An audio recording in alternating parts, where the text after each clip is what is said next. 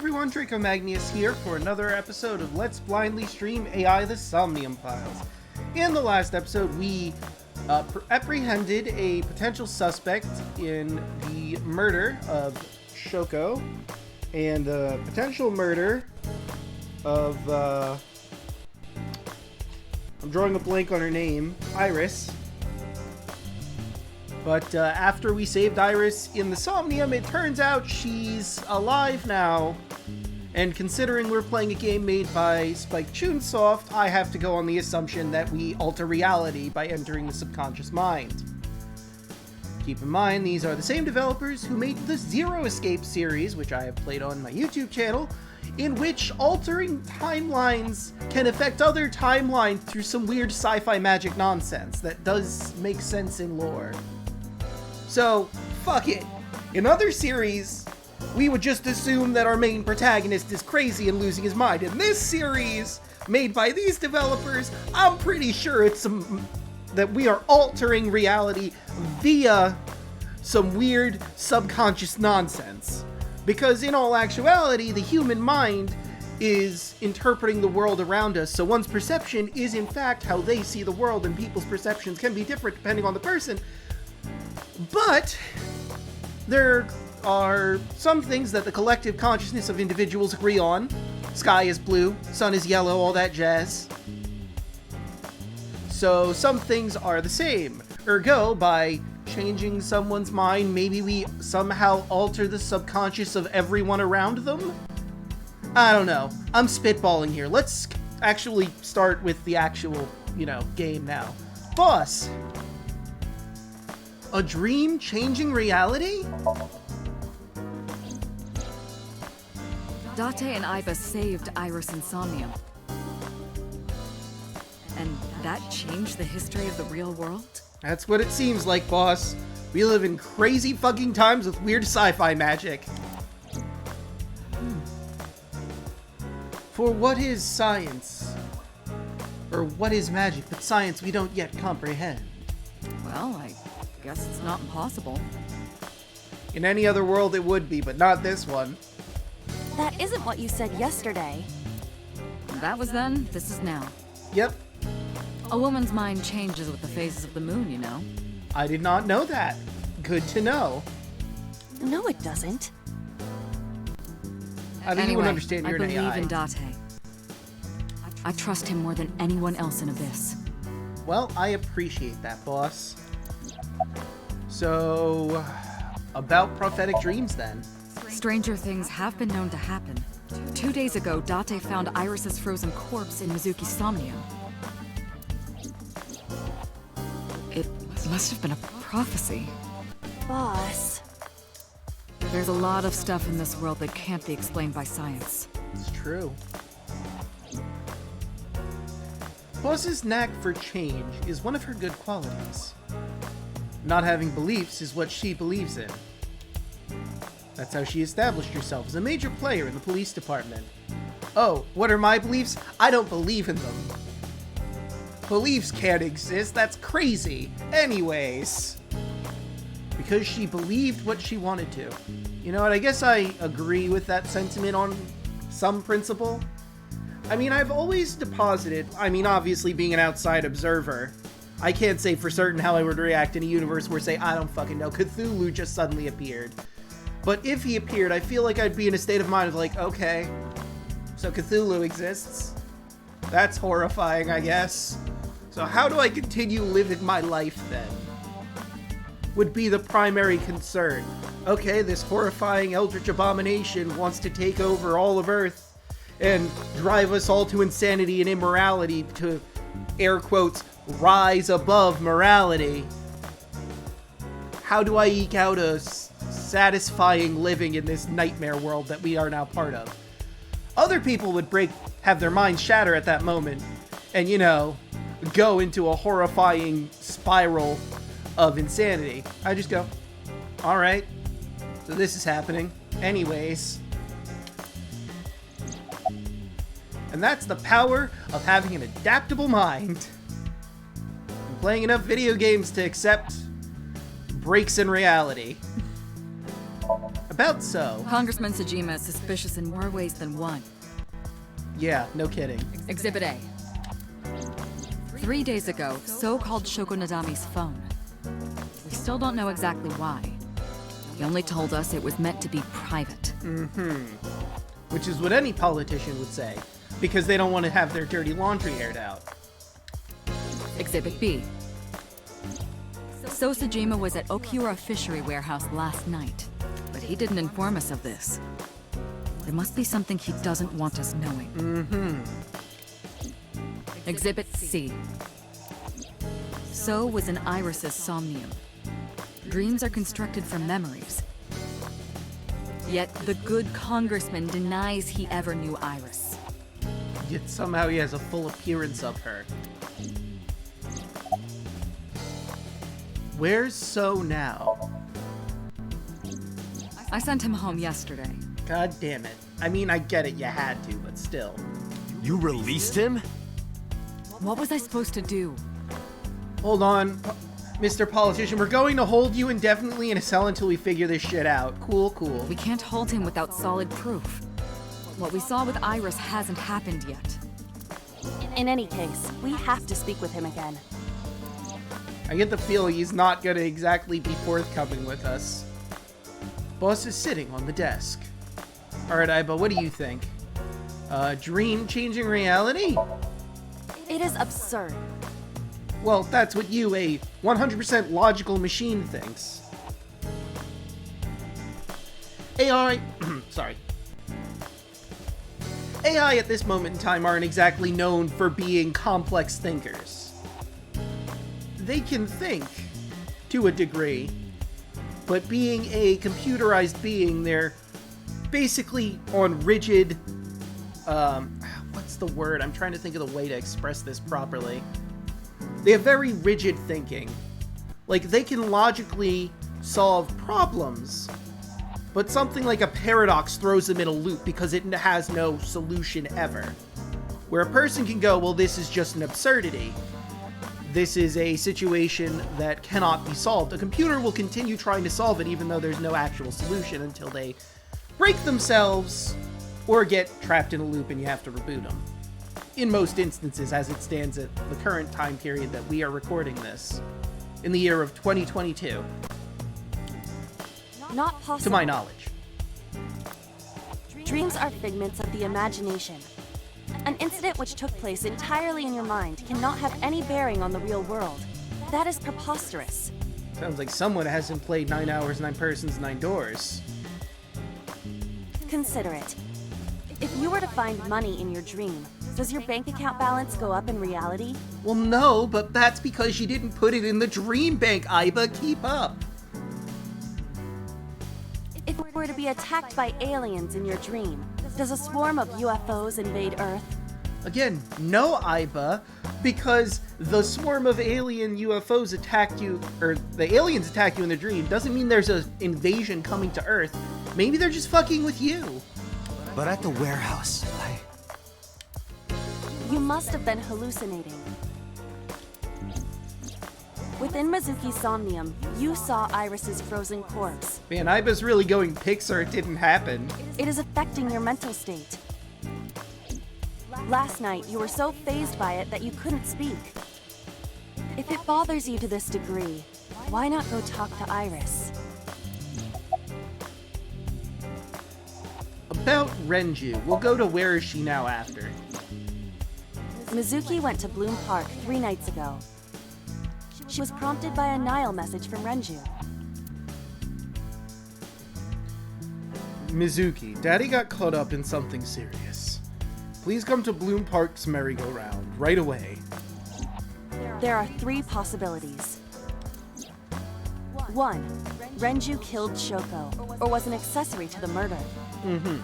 2. Renju was threatened or blackmailed into luring Mizuki to the scene. Yep, that's also a possibility. 3. The culprit used Renju's phone to send the Nile message. In any case, the motive is still unknown. We need to talk to Renju. Agreed. Renju, where did you go? Where is Renju? You asked Mama at Marble for information regarding Renju Okiura, correct? Correct. It is possible she may have something for you by now. That's true. I asked Momo for information too, but I had to promise him a meeting with Iris. Mama can wait for now, or Moma can wait for now. Sorry, Mama and Moma are only a letter off. It threw me for a second. We can talk to Iris's mom as well. She was Renju's classmate, right? Mm-hmm. Iba told me about her.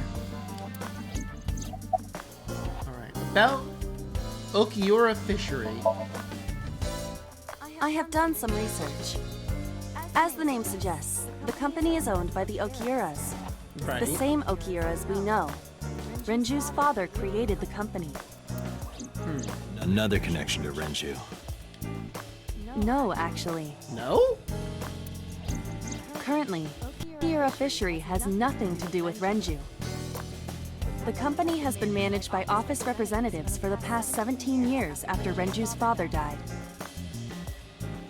So it's under his company, but he actually doesn't have anything to do with the management of it. That's wild, but okay. Renju holds no shares and is not involved in the management. In short, Renju did not inherit the company from his father, and it was instead given to other persons. Okay. They still kept But the it name. can't be a coincidence. It certainly is suspicious. Where's Iris now? Her cell phone is on. I can trace her via GPS. Good. She is currently somewhere in the Lemniscape building. Alright. About Okiura Fishery.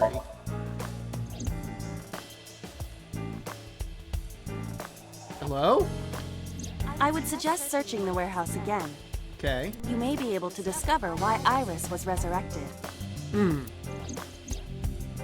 Alright. Summary, please. There were 4 people I should talk to. So Sejima, Iris and Hitomi Sagan, and Mama. And I need to check the warehouse one more time. We that's have a many lot. avenues of investigation. Let's get moving. Alright. Ooh, so where do we go to first? We need to talk to Iris and her mom.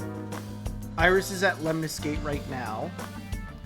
We need to talk to Mama to see if we have a lead on Renju or not. That's kind of up in the air. The warehouse needs to be investigated. And we need to talk with So.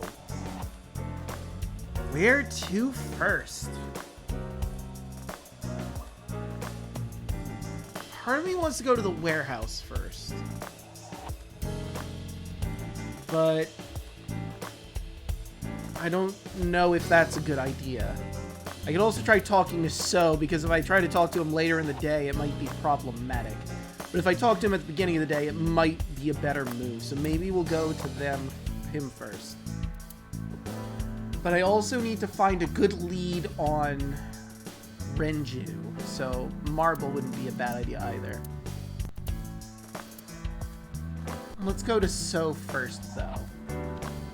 Or we could give So a little bit of time to cool off after being held. Fuck it, we're going to So first.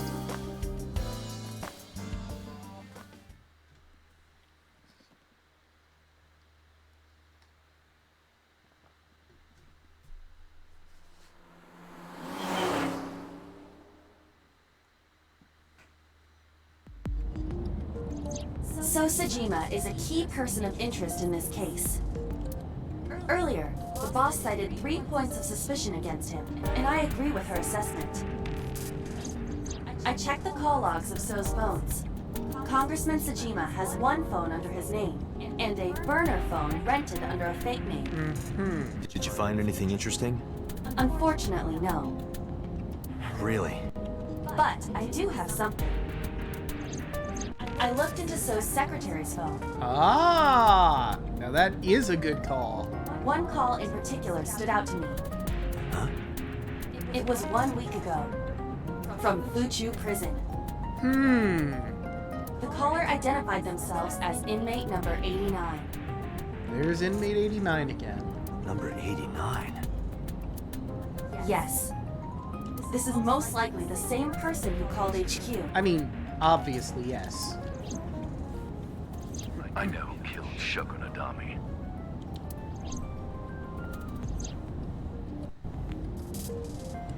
Oh, right. Yeah, let's start with his name. Unknown. You don't know? He is not registered in any databases. How is that possible? How is there a person in a prison without a registry of their name?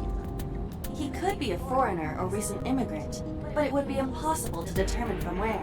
Okay, I guess that makes some sense. However, I did not detect any accent in his speech. I believe we can conclude that he grew up in Japan. So why does he have no name anywhere on any records? It's fucking off the grid. Do we know what he's in jail for? Murder. Figures.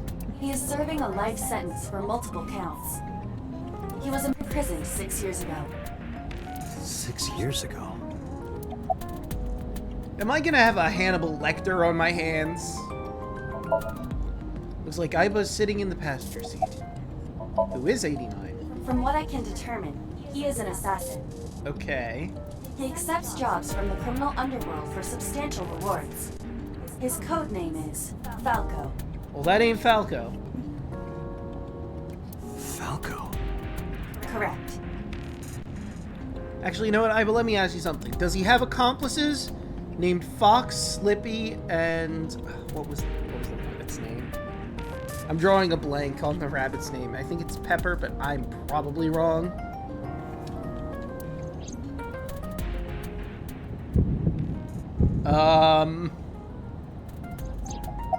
You okay there, Date? What is the relationship between So and 89? Unknown. You would have to ask Mr. Sajima for that information. Number 89 said he knew who killed Shoko. He did. But that may be a lie. True. Does he have any connections to the Cyclops serial killings? Unknown. In all honesty, I have no idea. Summary.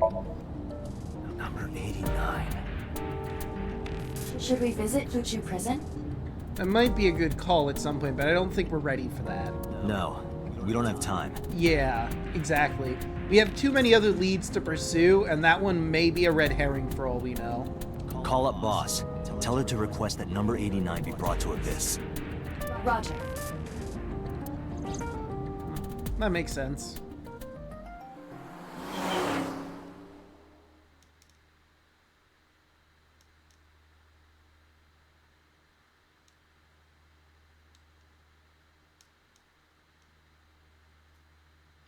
Seijima Residence, Monday. I heard there was no body found at the cold storage warehouse. Of course she did. Isn't your investigation over? Nope. I don't need to look at all this stuff. Well, it might be different during the day. That's a big green mochi. Actually, now that I look closer, it's just a bush. A spherical bush. Strange. A garden stone. Aiba, look. A merman. So is a wealthy politician. It is no surprise to me that he has a merman. What? Wait, a merman? Didn't think about it, did she? Oh, hey everybody! I'm a merman. Wait, what? I heard a strange voice.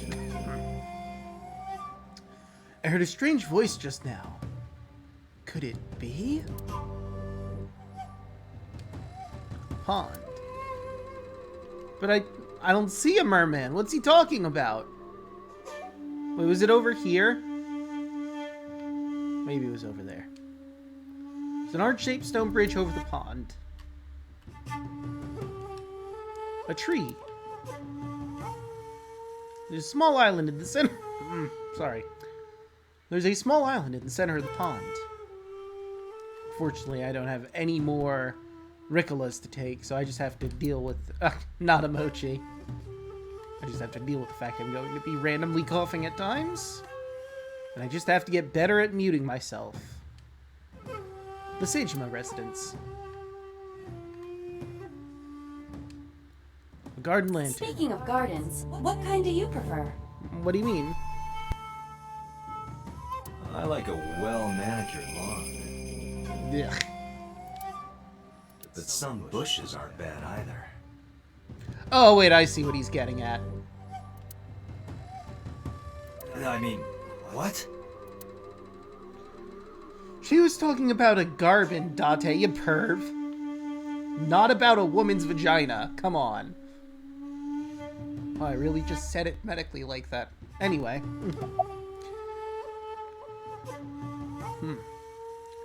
Why did you call Shoko? You are beginning to irritate me. What did you want to talk to her about? What is the private matter you mentioned? What is your relationship with her? I'll answer your questions when you present a warrant. That's what I thought. About Iris. How many times do I have to tell you? I don't know that girl. I don't believe you is the thing. I've never seen her before. Date. I knew he was lying. This proves it. I am having difficulty determining his motive for lying. After all, Iris was not killed. Yeah. Maybe he's got a secret with her he doesn't want us knowing. Maybe he's Iris's secret real father. What are you hiding so? Why were you at the warehouse? I told you I will not answer that question. And why not? We didn't find anything there. There's nothing to hide. That we know of. It appears that he will not respond. About number 89. Number 89? Who is that? An inmate at Fuchu prison. He used to go by Falco. He was an assassin. Odd finding such a person in Japan. What about him? About a week ago, he called your secretary. I don't know anything about that. Okay, well direct me to your secretary so I can ask her about it. He was probably calling for a pardon or some such nonsense. My secretary probably decided it wasn't worth my attention. If you need information, you can ask her. Okay, so give me your secretary's information, for fuck's sake, so. I can't help you. This isn't that Haven't you hard. people got enough? Not really. But I need to somehow get a warrant so I can get you to fucking open your mouth. I'm very busy. Excuse me. You were just feeding your fish. You look about as busy as a retired man. Oh, actually, I do have one more thing to tell you. To be honest, Kaname Date, I don't like you. Oh, so. Can't imagine how much that hurts my feelings.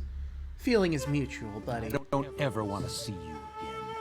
I mean, you're probably going to see me again. I'm gonna be real with you. So I suggest that you don't show your face here anymore. It's what's best for both of us. Understand? No, I don't. So I walked away sternly. Who does this guy think he is? Date, your blood pressure is skyrocketing. I mean, clearly he thinks he's a high-ranking politician. Any higher could kill you. Relax, Date. We still have much to do. I know. Yeah, that didn't lead to much anything. I think I'll go to Marble first.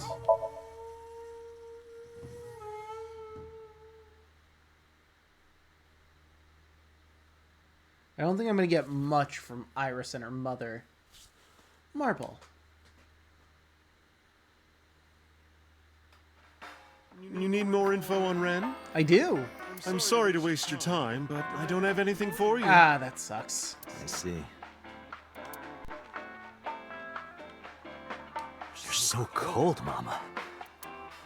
Hey, I'm over here. Yeah, that was pretty rude. A refrigerator. The picture again. Picture on the wall. There are bottles of alcohol on the shelf. Yeah, I don't think there's much else we can glean from that. Why are you always brushing that fish? I find it calming. Why is that? Don't ask me. About Renju. You know about Renju and the Kumakura gang, right? What? Yeah, I know. I heard it from his own mouth right here. Ah. Do they have anything to do with the talent scandal at Lemniscate? Maybe now they do, since Renju is the president of Lemniscate. But even before that, Renju and the Kumakuras go way back. All the way back to high school. Wow, that's a lot of history.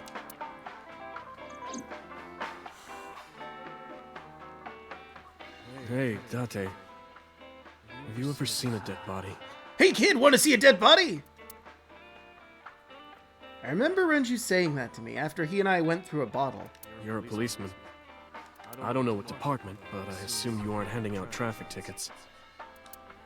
So, how about it? I didn't answer. I turned the question around on him. What about you? Me? Well, yeah. Just says that like it's no big fucking deal. Not just one. Countless bodies. When I was in high school, I had a pretty crazy job. You know the Kumakura gang? I was hooked up to one of their phone fraud scams. I just had to go collect the money from drop points and give it to the Kumakuras. It was an easy job. Eventually, I became friends with the higher-ups.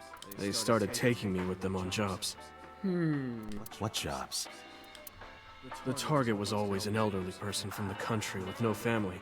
Elderly folk who owned a lot of land, you know? They live every day in loneliness and desperation. You just have to be nice to them. That's all it takes. These guys would get to know the old people and they would set up an adoption process. After that, you just have to get them really drunk. Throw them in a tub full of hot water, and they pass. Just like that. That's fucking terrifying. Heart attack, brain hemorrhage, or they simply go to sleep and drown. The police almost never investigated. It always looked natural, like they died of old age. So the adopted gang members would inherit the land. Then we sell it and make massive profits. Jesus fuck, that's a horrifying yet probably lucrative scheme. I watched a lot of people get killed like that. And I've seen journalists get killed for getting too close to the truth. So I...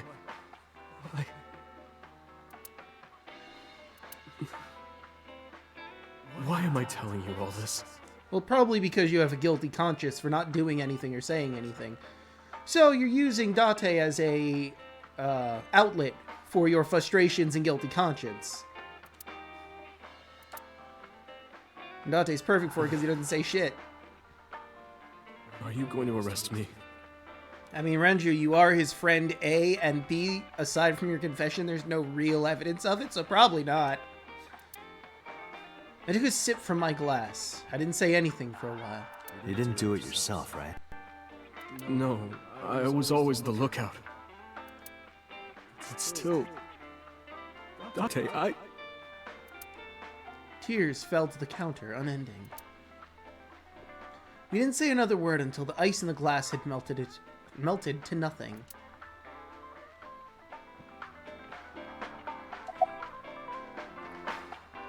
How's it going? Well, I could use a little help down there, if you know what I mean. Mama, are you flirting with me? I do not know what she means. Perhaps you should take her up on her offer. Are you trying to hook Mama and Date up? Absolutely not. About 89. Oh, Falco? You know him? I know him as a famous assassin in the underworld. Just rumors, though. Nothing specific. What kind of rumors? He's good. 100% success rate. No evidence. Yet somehow he's in prison. He was a world-class killer. Did you ever meet him? Nope. I don't even know what he looks like. Any other info? I know he's connected to the Kumakuras somehow. Them again. Well, at least we got something out of this. That's about it. Summarize for me. I don't have anything else for you. Sorry, I'm not much help. That's alright, Mama. You've given me some info. No, don't worry about it. Can you come back again tonight? There's a regular here who is good friends with Ren. Oh. They should be here tonight. Okay. If you ask him, he might have some information for you. Well, there we go. Tonight. This is pretty lucrative. Yes. I'll be waiting for you. Yeah. Mama is polishing a dried bonita fish. Well, well, well, I'd say this was pretty lucrative, all things considered. To the cold storage warehouse. I'm probably going to miss Iris if I go to Lemniscape, but I should probably do that after the warehouse. Cold storage warehouse. Monday. With Iba in my left eye socket, I walked into the cold storage house. I could see my breath, which makes sense because, again, this is a cold storage warehouse. I looked around shivering because I was too stupid to put on a jacket that was more designed for this kind of area. Nothing seemed changed from last night, though. A switchboard. Nothing seems out of the ordinary. Okay. Switchboard installed in the back of the warehouse. You first arrived here yesterday at 9 p.m. At that time, lying on this workbench was... A cloth covering a corpse. Iris's dead body, covered with a white cloth. But the second time, The corpse was gone. it was 11:25 p.m. Okay, so that gives us roughly 2 hours and change. But the body could not have simply vanished. Yeah, corpses don't just get up and walk unless a necromancer is involved. Crime scene investigation was here before 11:25 p.m. When did they arrive? Actually, According to the report, 10:30 p.m. okay, so in actuality, that gives them like an hour and change to have moved a body if someone were to. After we finished sinking with So. It took them an hour and a half to get here? Correct. Why did it take them so long? Unknown. The report does not specify. Perhaps a result of outside influence. Perhaps. Outside influence. In any case, there is nothing of note about the bench. In any case, examining it will not reveal any further information. It's a workbench. There's nothing on it. A forklift. It doesn't seem like it's in use. It was likely just left here. A forklift. Tires of the forklift and the ground they're on are clearly frozen. What kind of idiot stores a forklift in the cold storage? I mean, they're just asking for that to happen. A forklift. Nothing seems out of the ordinary. Normal forklift. As opposed to an abnormal forklift. The crane on the ceiling. Nothing has changed. Crane on the ceiling. That machine is used to cut ice. Do they store ice here? An ice cutting machine. There are only a few items on the shelf. It is likely that this warehouse isn't in regular use. Which would explain why a body could have been deposited here. Could have. There's no guarantee. It's a wooden box. There is nothing inside. An empty wooden box on the shelf. There's a cardboard box on the floor. There's nothing in it. Okay, doesn't look like anything here on this corner.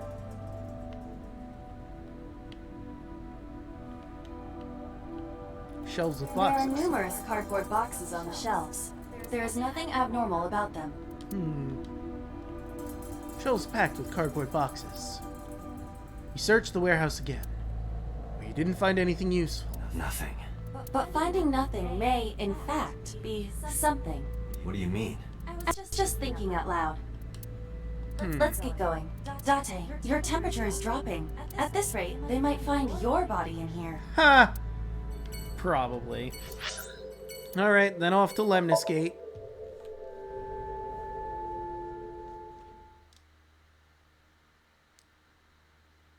To find Iris and her fanboy. Lemniscate, Monday. Maybe say hi to their secretary. Oh. I am so aggro right now. Who says that? Iris, apparently. Why are you angry? You backed out on your Shovel Forge promise. I didn't make any promises. You promised me a date, though. That is accurate. I did go to your house. 2 minutes before midnight, and you didn't even take me anywhere. That's true. Yeah, because we only had 2 minutes. We could have gone somewhere. Iturup, Kunashir, Shikutan, Habomai? Absolutely not. Then you should have come earlier. And that's fair. That is accurate and fair. But in my defense, Iris, I thought you were a corpse with multiple stab wounds in your back in a warehouse. Frozen solid. Well,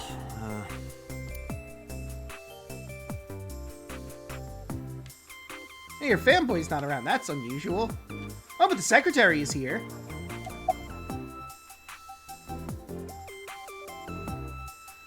Okay, a lot of these are pretty pervy.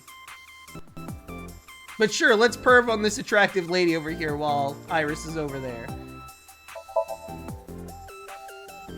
I want to too. We've been looking for him. We've been getting so many calls, it's hard to keep up with. That must be hard. Alright, let's go. What's your type? Well, I like guys that like New Guinea fruit bats and yellow spotted neck turtles. Very interesting type. I cannot even picture that. I mean, I would need to see those particular animals, but I'm sure they're adorable. I feel gross picking this option, but let's get it out of the way, because I want to make sure I do everything here. I'm 5'4". Ah, thank you. That is clearly not what you meant. It'll do. I was just curious about that specific thing, and maybe some other stuff. That wasn't as bad as I thought it was. There's a receptionist sitting behind the desk. Can I have your contact information in the event I need to contact? Why? Well, you see, I'm a detective and I'm still trying to find Renju. well, because it may lead to something in the future. Oh, Jesus Christ, Date. I don't know. I mean, Date, you could have at least gone with my angle and not seem like a creeper. Date, we're on an investigation. I mean, technically speaking, I might need to get in contact with her is all I'm saying. Just let me have this. Jesus Christ, Date. Look, I get it. She's really attractive. But still, come on, man. That's enough. I'll come right out of your eye socket if you don't stop. Yes, ma'am.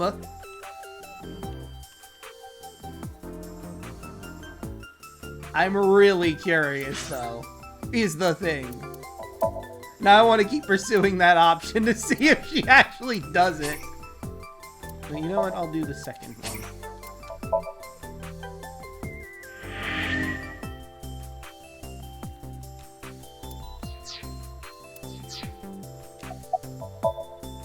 I'm serious. I'm going to pop out.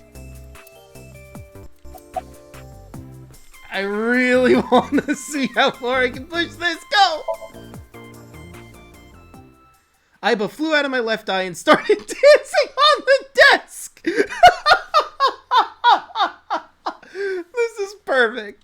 The receptionist immediately fainted. Iris saw the whole thing and also fainted. And so my story ended. The end. Oh my god, that's an actual ending. Holy fucking shit. But I couldn't let that happen. So I decided not to ask for her information. Okay. Holy shit. That was so good. Oh my god. That's the receptionist desk. Okay, let's talk to you, Iris. Honey, where Renju is? What about him? I don't need to hide it. Told her about Renju's disappearance. A traffic accident? I'm worried. Any idea where he could have gone? I'm sorry, no. Okay. I'm curious about this. It is Monday, Yeah. but it's a holiday. Oh, okay. No school today? Duh. Oh, right. It's a holiday. What holiday? Did you forget too? That's why I'm at Lemniscate today. We're going to do a recording session for a show soon. Man, you don't have to go to school, but you do have to work. Ain't that some shit? Why was your phone off yesterday? I know you were mad about our date, but why was your phone off? I couldn't get a hold of you. Yeah, maybe we could have gone on that date earlier if I could contact you. Although there was the fact that I thought you were a corpse, so, you know. About the late night visitor. Last night around 2 a.m., someone visited you. Who was it? And you left the house as well. Where did you go? You really want to know? Oh no, you're gonna blackmail me again, aren't you? Yes. And you'd do anything for the answer. Oh yeah, 100% she's blackmailing me again. Yes. Let's engage in the developer's poorly disguised fetish one more time. All right then, Shovel Forge. No. Then go on a date with me. Again, no. But you owe me for yesterday. That is true, Date. You do technically owe her for yesterday. I told you I couldn't get a hold of you. Objection. No, that's not right, Iris. Objection! Even if you did get a hold of me, you didn't want to see me anyway, right? Until you fulfill your promise, I won't tell you anything. Damn you.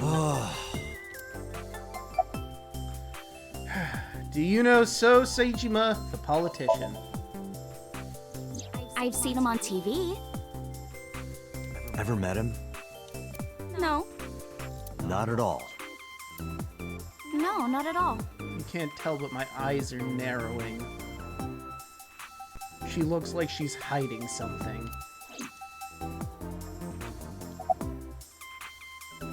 This is gonna sound creepy regardless of how I say it. I saw your body. Iris, promise you won't laugh. But Oh, she's gonna laugh. I saw something at the cold storage warehouse last night. What? Their dead body. Yeah, I told you. I told you that was exactly what she was gonna do. I told you not to laugh. But come on, Date. I'm alive. I'm right here. Look, I can jump around. Woohoo! Stop, I'm serious. I love how the secretary, or the receptionist rather, just claps. In my dream, I saved you from being killed. And here you are. Which is why I was like that when I went to your house yesterday. Sorry, there's no point in telling you all this. Yeah, I don't know why this was an option, Date. No, it's fine. Sorry for laughing. I just didn't know what was up with you. Huh? I believe you, Date. Maybe you were in a parallel world or something. I mean, that is a distinct possibility, once again, given the developers of this game. Another bizarre explanation. But not unthinkable, Iba. You just have to realize exactly where we are.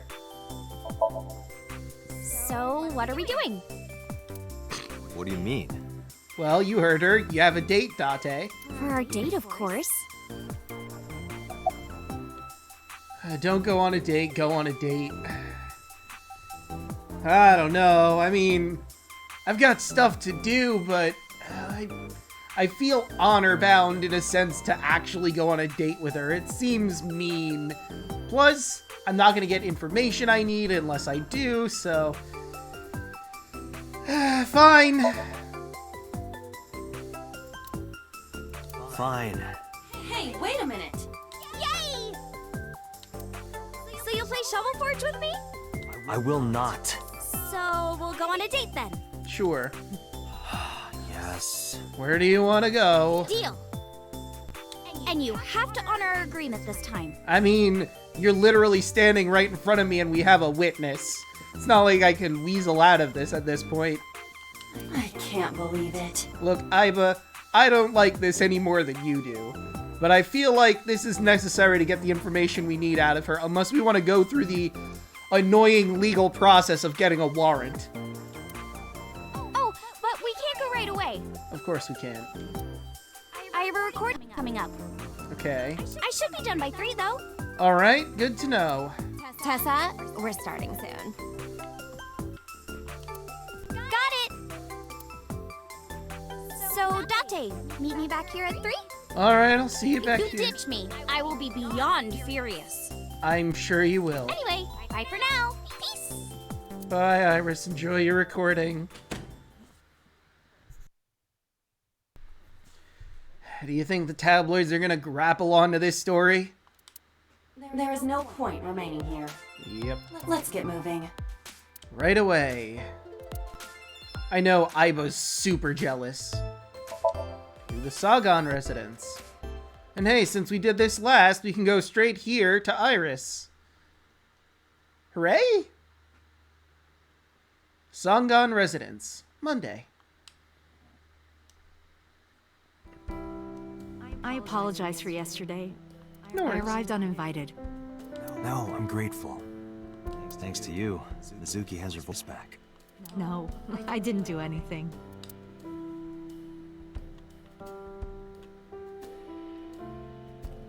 I can't look at the tea! I've been wondering about that picture. Iris drew it when she was 12. Aww. That's you on the left and Iris in the middle, correct? Yes, And who's on the right?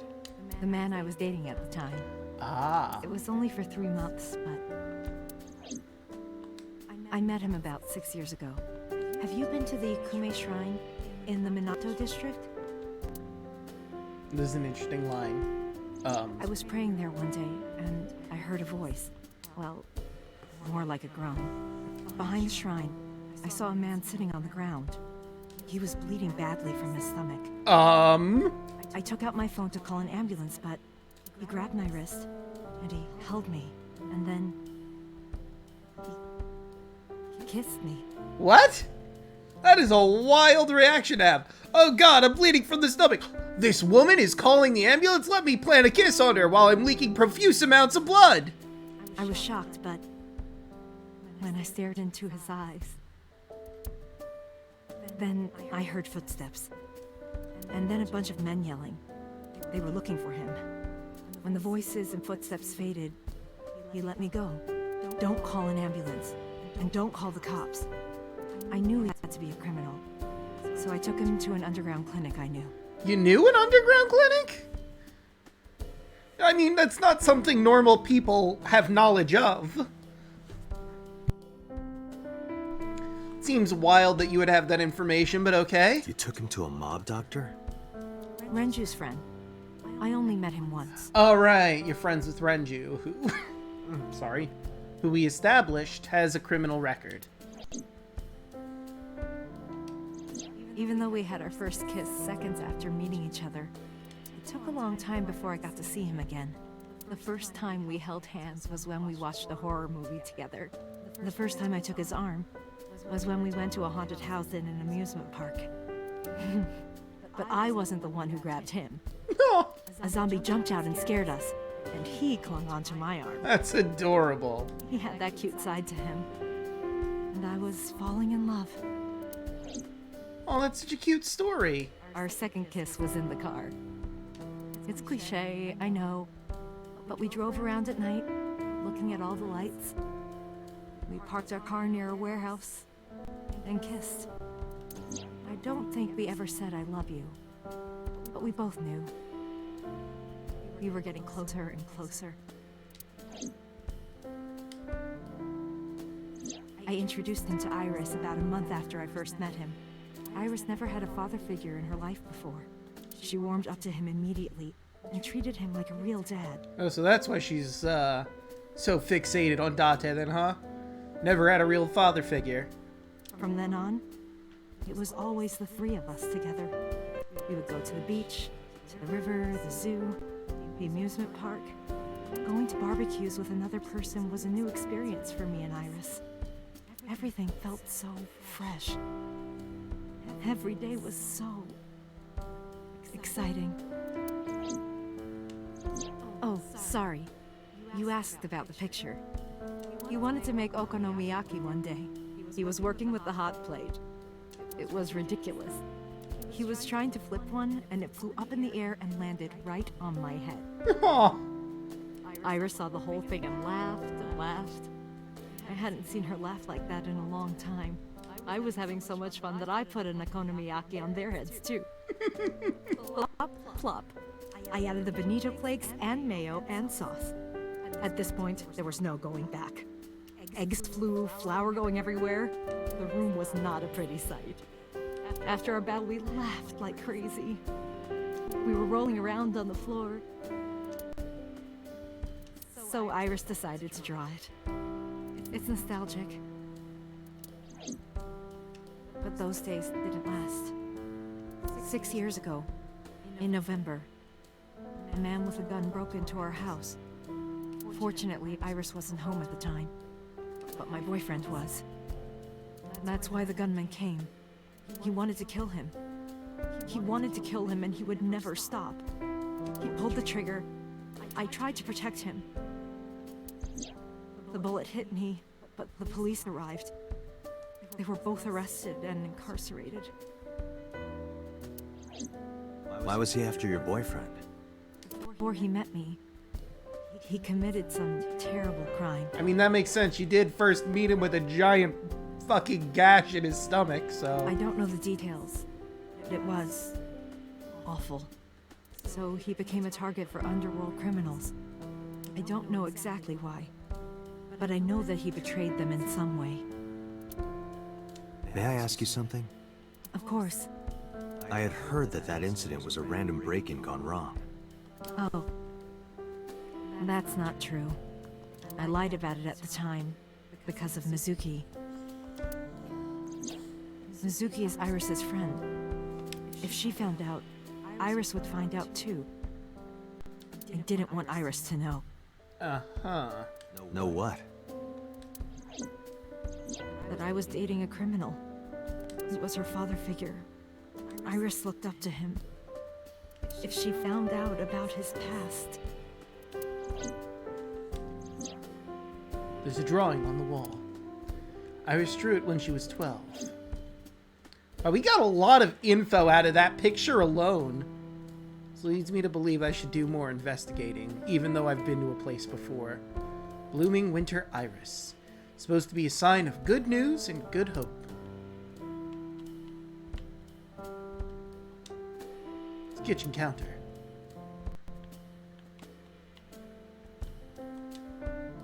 There are a lot of dishes. A bookshelf. There are no books on it, but it's definitely a bookshelf. Like a ski resort with no skiers. The lights are off.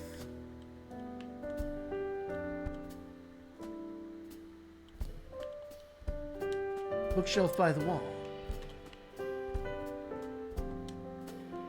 There's a calendar with a strange object on the shelf. A wooden shelf. It's a shoebox. Alright, let's get back to you. Do you have the day off? Yes, today's a holiday. Iris isn't in school. She went to Lemniscate. Yeah, I saw her earlier. Is that so? Where is Renju? Do you have any idea? You asked me that yesterday. That isn't what she said. The text says, did something happen to him? She said, did you ask me that yesterday? I'm confused. There's no point in hiding it. I told her about Renju's disappearance. Right from the hospital? I'm sorry. I have no idea. Alright, about Iris then. I've put Iris through so much. I was 19 and single when she was born. People didn't take kindly to that. Of course they didn't, because people are judgy assholes. But Iris was such a fighter. She always protected me. I remember, one time at the nursery, some of the other mothers were talking about me. Iris ran up to them and said, "Don't talk about my mommy." Aww. I'm supposed to be the mother, but it's Iris who's always protecting me. So Mia's touching her right shoulder with her left hand.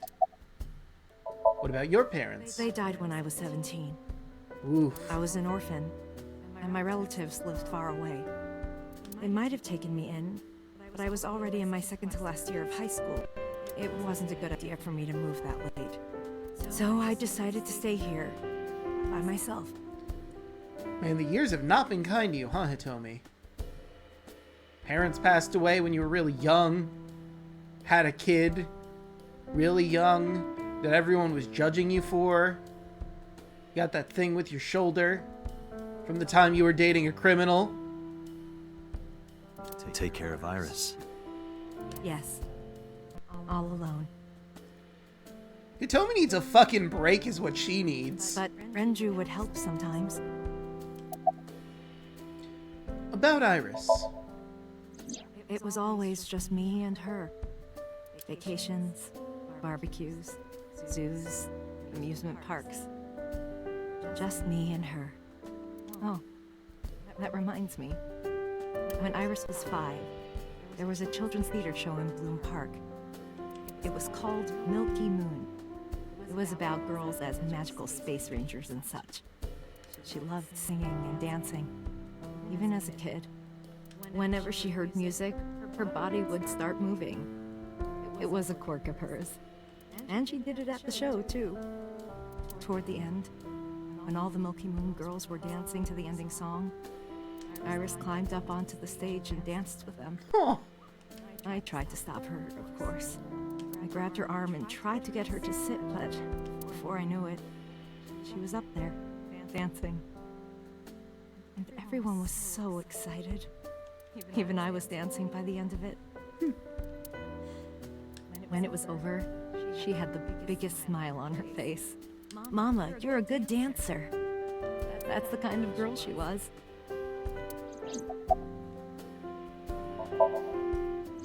Whenever she sees someone playing music on the street, she'll run up and join them, right then and there. Music at the train station, the crosswalk beeping, even at convenience stores. When their little chime played, she would start dancing. It almost got her into trouble once. She was on the jungle gym and a truck drove by. It was playing loud music out the windows. She climbed up to the top and started dancing, but she lost her balance and fell. She fractured her leg pretty badly. Oof. It was on a Sunday, and it was hard to find an open emergency care. I was carrying her on my back, running and running through town. I could still hear her crying. "Will I still be able to dance, Mommy? Can I still dance?" She cried and cried into my shoulder. It was the only time she ever cried so much. No, that's not true. There was one other time. What was the other time? 6 years ago, I was the victim of a shooting. After the surgery, Iris came in running. She was sobbing. Mommy, don't die! Don't die! Please don't die, Mommy! Don't die!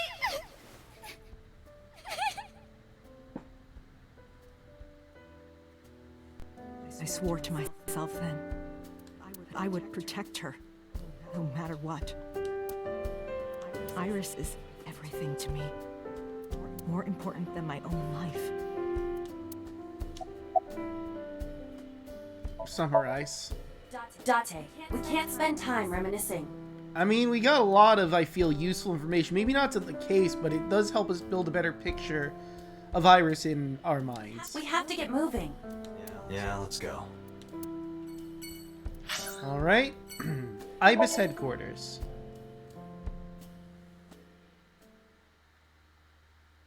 We got our date at 3, and we have to go to Marble in the evening. Police headquarters, Monday, 2:49 p.m. Hopefully this doesn't go too long. I return to Ibis HQ with Iba. Or Abyss HQ with Iba, excuse me. I needed to talk to the boss. As I entered the room, the boss smiled like she was waiting for me. I took care of what you asked for. Number 89? He's here.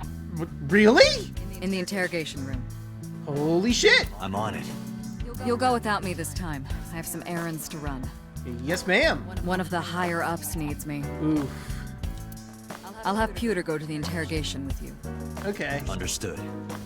So is Pewter going to be playing good cop, or do I have to? Because I don't know if Dante can do good cop very well. Seems more like a bad cop kind of guy, if you ask me.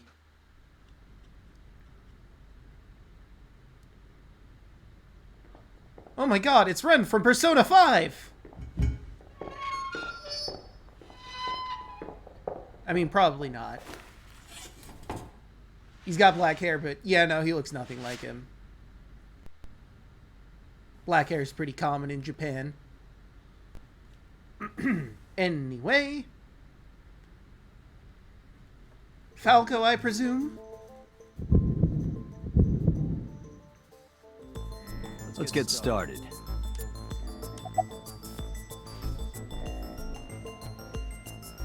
What's your name? Number 89. Your real name? I don't know, I forgot.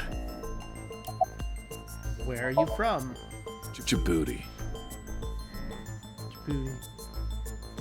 Is he making a joke here? Northeast Africa, a small republic of roughly 900,000. Oh, or it's a real place, never mind. I don't take kindly to stupid lies. How many people have you killed? I don't know. It's not like I'm counting. That's fair. He doesn't keep a scorecard. Why did you call Seijima's secretary? Oh, you know about that. I do. It's true. I called Sejima's secretary. I got him on the line and I told him something very important. Care to share with the rest of the class? You spoke with him directly? Yeah.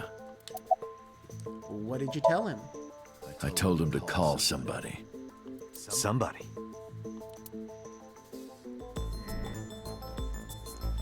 Clamming up now for some reason? I can't tell you anymore. Why not? About Shoko's murder. All right. Let's get back to the topic at hand.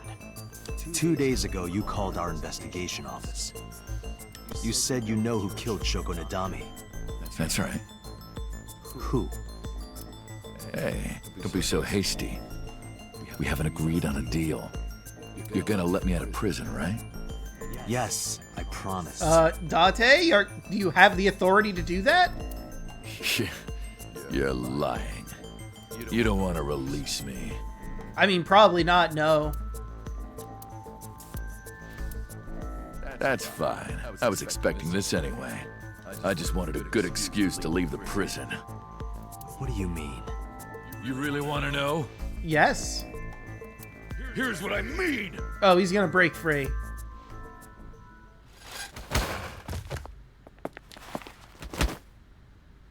Fucking rude.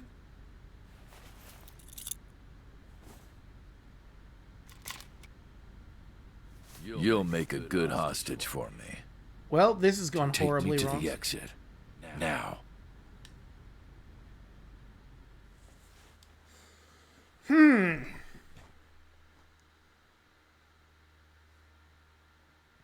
Police headquarters, Monday, 4:06 p.m. Well, I guess Iris is gonna be fucking pissed. Sorry. Was held hostage. Darn. Are you kidding me? A criminal serving a life sentence just escaped from Metro Police. I ordered everyone to keep quiet about this, but it's only a matter of time before the press sniffs this out. We need to get number 89 back before then.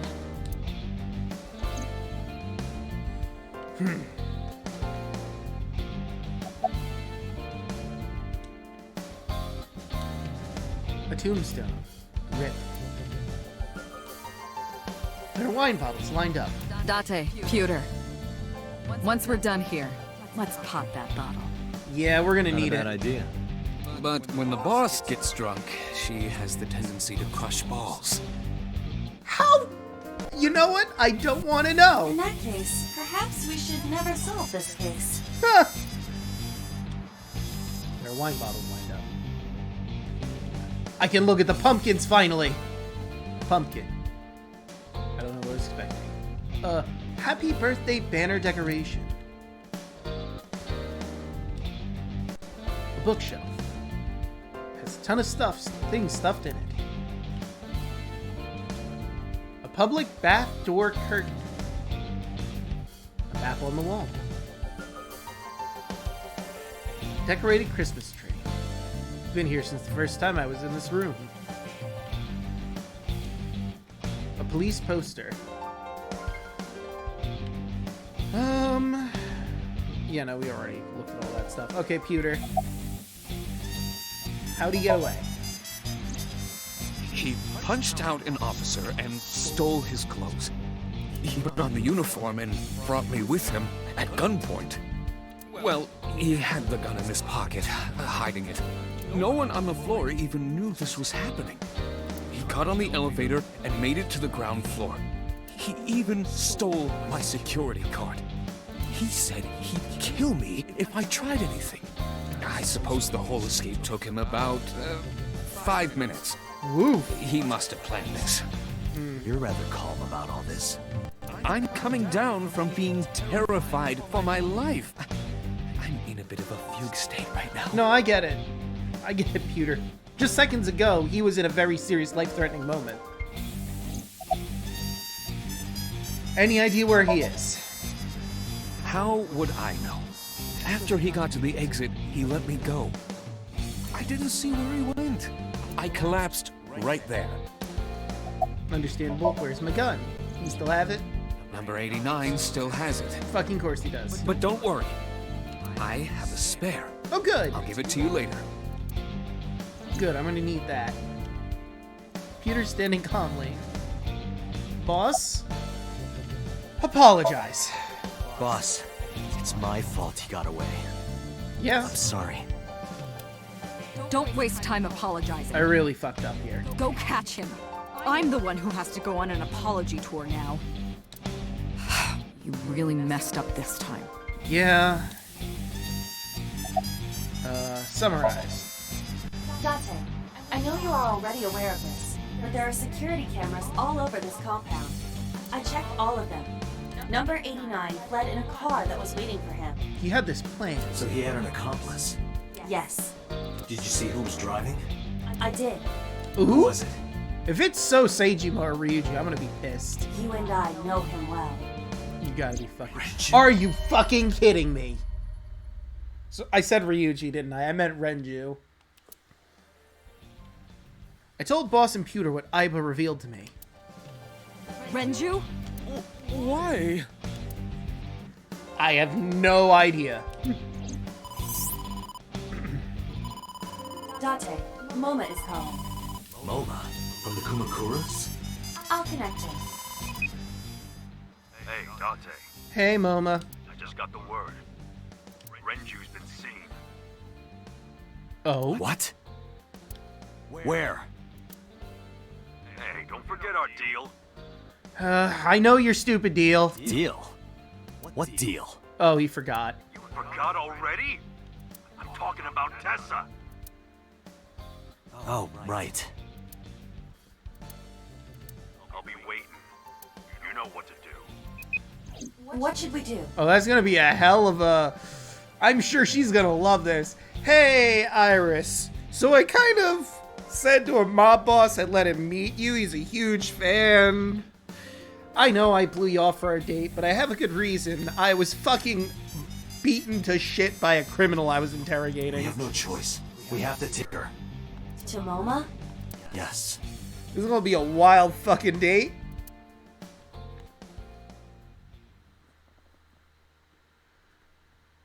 Hey Iris, I'm really sorry. I'm coming here for the date, but I gotta take you this thing real quick. Lemniscate, 4:43 p.m. Ooh, we're really late. We're really, really late. She's gonna be so Oh fucking... my gosh. Late. You're late. I know. I'm going home. Never! Have you forgotten the vows you exchanged? Vows we exchanged? We didn't get married. Calm down. Drunk? No, of course not. Oh, she's plastered. You're drunk. I kid. I'm kidding. No, she's drunk. Who let this child have alcohol? I can't believe I'm gonna shovel forge with you. I'm getting excited. Wait, is that what We are not shovel forging. I was talking about the dates, silly. Shovel forge and a date are synonymous, apparently. Apparently. So where are we going? Oh boy. Okay. A nice place to where the dragon is. A gangster bar to a Yakuza office building. A really nice place. A really nice place. Huh? A nice place? I wonder where. I'm excited! Oh, you're really gonna destroy her dreams. She didn't completely understand, but I didn't have time to care. I took Iris to the Kamakuras. Hey, not even gonna apologize, are you, Date? Ooh, boy. Kamakura office, Monday, 5:10 p.m.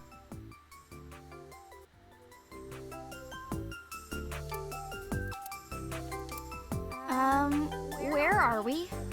Okay, Iris, this is going to be a long explanation, so let me try to make this quick. We are at a Yakuza office building. This is a Yakuza man. He's a huge fan of yours. He would like to say hi to you. I apologize. I need to take you on a real date at some point. An office, as you can see. One belonging to the Kumakura gang. I see. A gang. I see. This isn't nice at all. This is more like mice. Like rats. Hey! Rats are adorable. Oh, Tessa, come on now. I'm no rat. I'm a friend. Real suspicious for a friend. Don't look at me like that, Tessa. That's no good. Alright, Momo, I need information out of you. You have your Momo, thing. I held up my end of the deal. You sure did. You want to hear about Renju? Mr. Okiura? Okay, first let me talk to Iris. Sincere apology. Sorry for bringing you here. It's okay. You don't have to be scared, Tessa. We're not thugs. We're just a gang. That's so much better. About as contradictory as meatless beef. Yeah. The old boss was really violent.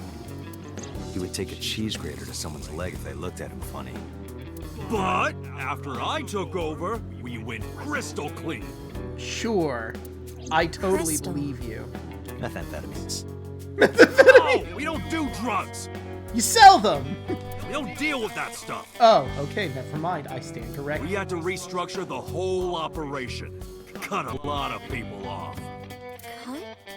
Their throats. No, not like that. Fire him, God! About Renju. What happened to Mr. Okiura? I heard he escaped the hospital. So did I. But I don't know anything more than that. Please tell me. Renju's escape from the hospital was strange. 3 things stuck out to me. I laid out the facts. Mizuki was lured to the place where Shoko's body was found by a message sent from Renju's phone. I found Iris's body in Okiura Fishery cold storage warehouse. Earlier today, Renju fled with a prisoner escaping a life sentence, an assassin named Number 89, aka Falco. Hold up. What were you saying about Tessa's dead body? Yeah, it's confusing. Oh, well... Date saw a parallel world with my dead body in it. Or something like that. A parallel world? Momo, it's very confusing. Never heard of it?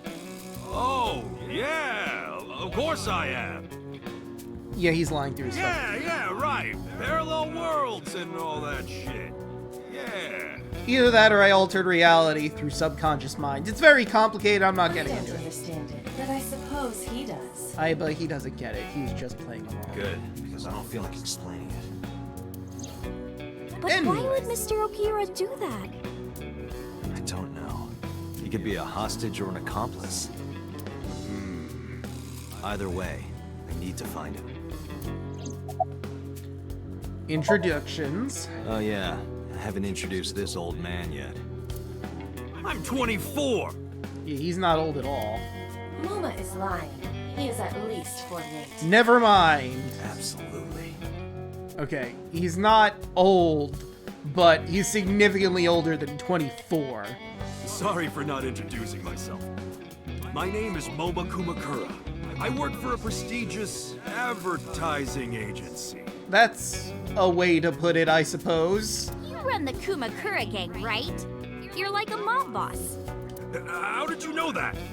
Is he stupid? How did you know that? What could possibly have tipped you off that this was a Yakuza office? Golly gosh. Anyway. Moma may not look it, but he's a huge ASET fan. Well, I mean, I don't know if I'm a huge fan. Gambling. Bet, debt, ASET! Worries. Forget, fret, ASET! Now what does she say?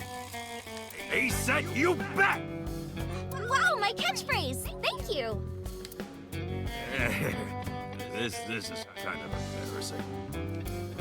But sorry, Moma. I don't like gangsters. Aw, she gonna make him go clean. Sorry, Moma. That's rough. I don't like gangsters either. Gangsters are awful. Yeah, Moma, they sure are. Maybe you should stop being a gang leader. All those nasty Yakuza guys should drop dead, am I right? Really hope this isn't bugged for your sake. I really hope this room isn't bugged for you, Moma. Well, this was awkward. Anyway, Moma, what's the information you have for me? About the Renju tip. You know, fuck it, where are your goons? They're out. Good. Looking for Renju. Besides, I can't have them here seeing me like this. That's fair. Point. That was weird. Expensive looking ring. Why do you care? Can I have it? What? Can I have the ring? Why would I give it to you? Hey, can I have the ring? Absolutely, of course you can. Here, take it. Wow, was that easy? Wait, no. I can't give you this. You're so cheap. Yeah, Moma, can't even give her your expensive looking ring. Come on, it's not like you're losing it. Losing it? It's exact. Aww. You guys are a good team. Mm-hmm. Like siblings. Yeah.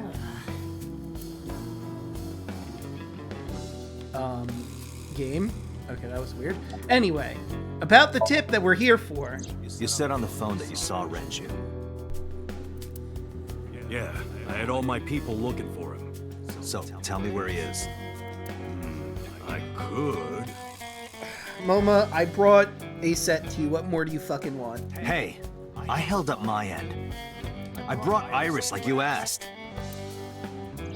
Date, come here. Okay. Moma took me to a corner of the room. Date, I don't quite know how to ask this, but... What the fuck are you asking? Can you ask Tessa if I can shake her hand, please? Oh, for fuck's sake. Oh, that's it? At least it's not worse than that. Sure. Moma and I broke our huddle. Iris, could you do me a favor? A favor? He, wants to see your boobs. What the fuck? What the fuck, dude? I didn't say that! You really didn't. Oh, sorry. What I meant was, he wants to shake your hand. How did you change it to that? What the shit, Date? Oh, a handshake. Sure. That's significantly... Never show my boobs. I mean, obviously. Why the fuck did he even say that? Iris took Moma's hand and gently shook it. Dante, this is the happiest day of my life. It feels good to be the boss. Good for you, Moma. So how about it? I'm so happy for you. Now can I get my intel, please? All right, here it goes. Renju was seen in 2 places.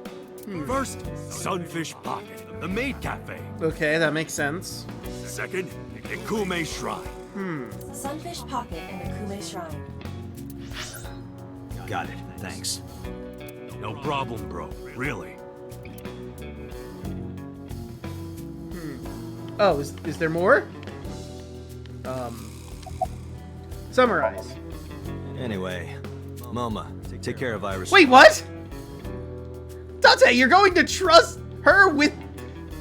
I mean, okay, he's a fan, he's probably not gonna hurt her, but this seems wildly inappropriate. What? What? Wait! You're leaving me here? You'll be safe with him. I don't know, Dante! Are you serious? Look at his face! Not to mention he runs a crime syndicate. What if he sells me to the highest bidder? I assure you, he probably isn't gonna do that. He would keep you for himself. Tessa, I would never do that. I told you, we're clean now. We all go home on time, we follow government regulations. See ya. Wait! What about Shovel Forge? I told you I never promised to play with you. But you promised me a date! He did. Dante, you did. You really fucked this, bro. Dante, is this true? You son of a bitch. Did he seriously just pull out a fucking gun because he's... Wow. I'm gonna ignore that. Good idea. Dante, you're gonna look for Mr. Okiura, right? Yes. Take me with you. If you do, I'll tell you about last night. Her late night visitor. Fine. Yay! Dante, don't ignore me. I mean... A clean gang?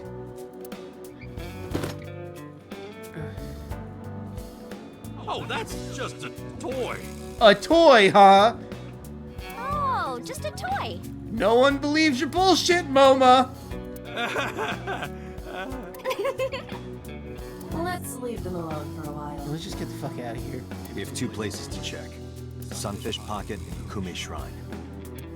I want to go to the warehouse, too. Where you found my dead body. Something bothering you? No, I'm just curious. Oh, and one more thing. Can we eat somewhere? Food sounds good. I haven't eaten in a while. Oh, my chest hurts. Getting hard to breathe. How about that? I guess we're getting that data after all.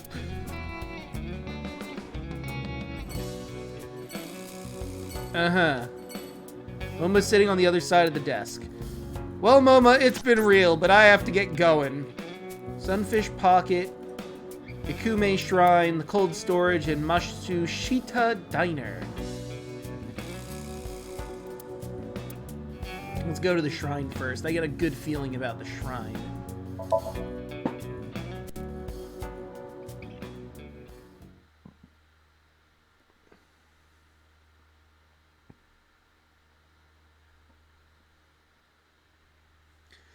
Ikume Shrine, Monday.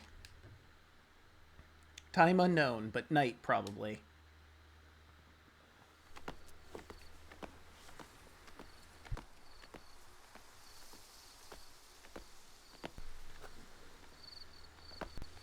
Whoa, you okay there? Okay?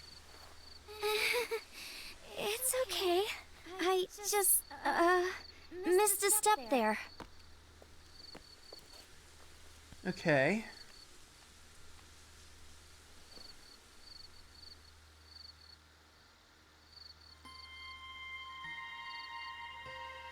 Yeah, right, Alpharat? A Shinto shrine. Looks rather solemn. It's supposed to. It's a shrine, Date. Try to keep up. The offering box. A guardian dog. A rope hanging from the bell. A sacred straw rope. Eventually we will go to that diner so we can properly take her on a date because I still feel fucking guilty. Tree. A tree. A lantern. A chozuya. You wash your hands and face here. Right, before going to the shrine proper. The arch. Okay, I think I've looked up. Monument. A stone monument. Alright, let's see how you're doing now, Iris, now that I've properly examined the grounds. About Renju. Mr. Okura isn't here. I mean, of course he isn't. It's not like we came here right away. Right. He's already taken off. Too bad. It looks like there are no further clues here. It appears we've wasted our time. Well, that sucks! I thought there'd be something of value here. What are you looking at? A flower over there. A flower? I don't see a flower. Flower? You can't see it from here, can you? I sure can't. I know it's there because I've been to this shrine before. What is Iris looking at? Curious about the flower Iris is looking at. That's all I get from that? Your thoughts? It's nostalgic. This place is a memorable one for me. Oh? 6 years ago, I used to come here with someone. Someone? I used to call him Uncle. He was a thoughtful, reliable man. I thought of him as a father. Ah, the criminal your mother was dating. But one day, he just disappeared. Oh wait, you don't know about that. Pretend I didn't say anything, Iris. She's talking about... Hitomi's lover. She sure is. About this uncle. When you asked me why I became an idol, I wasn't being entirely truthful. I told you that it was because I wanted to become famous. But more specifically, it was for Uncle. I've been looking for him for 6 years, but I didn't find him anywhere. I didn't know where else to look. So instead of me finding him, I thought that he could find me instead. You think he'd contact you? Yeah. So that is why she became an idol. You know what, I'm just taking a shot in the dark here, but what if Prisoner 89 is her mother's lover? Not really her father. I mean, I guess in a sense he was, but not really. I mean, it's also been my dream since I was little. That's a part of it, too. So why do you use the name Asa? Shouldn't you use your real name? Oh no, I don't have to. He was the one who came up with the name Aset. Oh. He told me that if I ever became an idol, he would use that name. Why? About the shrine. It's called Ikume Iribiko Isachi no Mikoto, or sometimes Ikume Tenno, or Ikume no Mikoto. Hey, Robot. A lot has happened while you haven't been here yet. So, where to begin? So we decided to look into some leads, and we got some. We now know that Renju has, well, I can't really even get to that part with Renju, because we brought prisoner 89 out of prison to interrogate him. We had no interest in properly releasing him, so he knocked our ass out, he stole our gun, and he used it to escape. Renju was waiting with the car outside. We don't know where the fuck Renju is. He could be here at the shrine, but he obviously isn't. He's been to the Sunfish Cafe as well. We're probably going to head that way afterwards. And we kind of blew Iris off because getting knocked out by a criminal kind of ruined our plans. We were supposed to go on a date with her after 3 because she had stuff to do at work. There are legends about this place written in the old text. It's a shrine dedicated to the gods. The old legend goes like this. One day, Ikume Iribiko sent one of his followers, Taji Momori, on an urgent quest. See, it's been quite the stream so far. To find a mysterious, magical fruit. Oh, we also learned that Renju had some dealings with the mob in his younger years. A fruit called Tokichiku no Kaku. It's said that eating it will grant you immortality. After many hardships, Taji Momori was able to find the fruit. But by the time he got back, Ikume Iribiko had died. Taji Momori mourned. He handed half of the fruit to the man's wife, and he left the other half on Ikume Iribiko's grave, then died on the spot. It is said that that fruit is still inside the shrine behind us. Huh. Really? Fruit of immortality. Yes. Okay.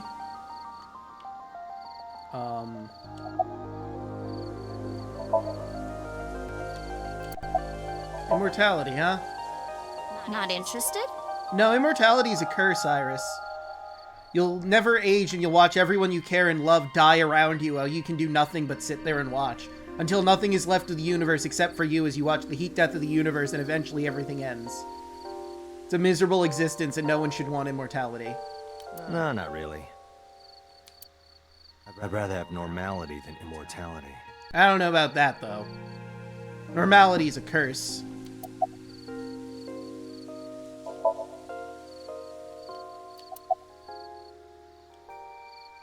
Okay.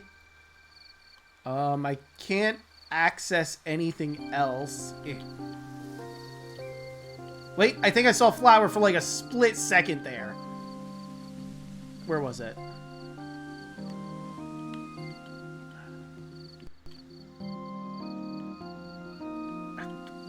Found it!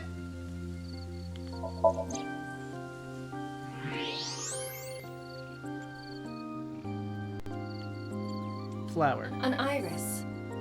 More specifically, a winter iris. Interesting. This is the same flower that was on display at Iris's house. A winter iris. You're looking at a winter iris, aren't you? Yeah. How did you know? Oh, I have night vision eye. It's the same kind that's at my house. I told you about what it means, right? You sure did. Good news and hope. Iris is also a part of the eye. Indeed. And the Greek goddess of rainbows. That I didn't know. She delivered messages from the gods. I thought that was... What's his name? Mercury in Roman. I forget what his name is in Greece. But the guy with the wing shoes. That's why the flower means good news and hope. Okay. Summarize. Date, we have no time to waste. Yeah, I'm We aware. should get moving. Got it. Iris is looking off in the distance. Alright, so where are we going next? We could go to Sunfish Pocket to see if there's any leads there to where Renju was, but we can probably interact with the ladies there. Iris wants to go to the cold storage warehouse at some point. And we'd both like to go somewhere to eat. And we can make Oda super jealous that we're taking his girl that he's super interested in out to eat at the diner that his parents work at, I guess. I think Sunfish Pocket. Hermes, thank you! I knew it was something with an H, but for some reason the name Hephaestus was in my head. The Greek god of the forge, and I knew that's what he was, but for some reason I couldn't get the name Hephaestus out of my head. Wait, I know why, because Hephaestus' flame is a thing in Dragon Quest XI, and it just would not leave my head. Yeah, I guess Sunfish Pocket.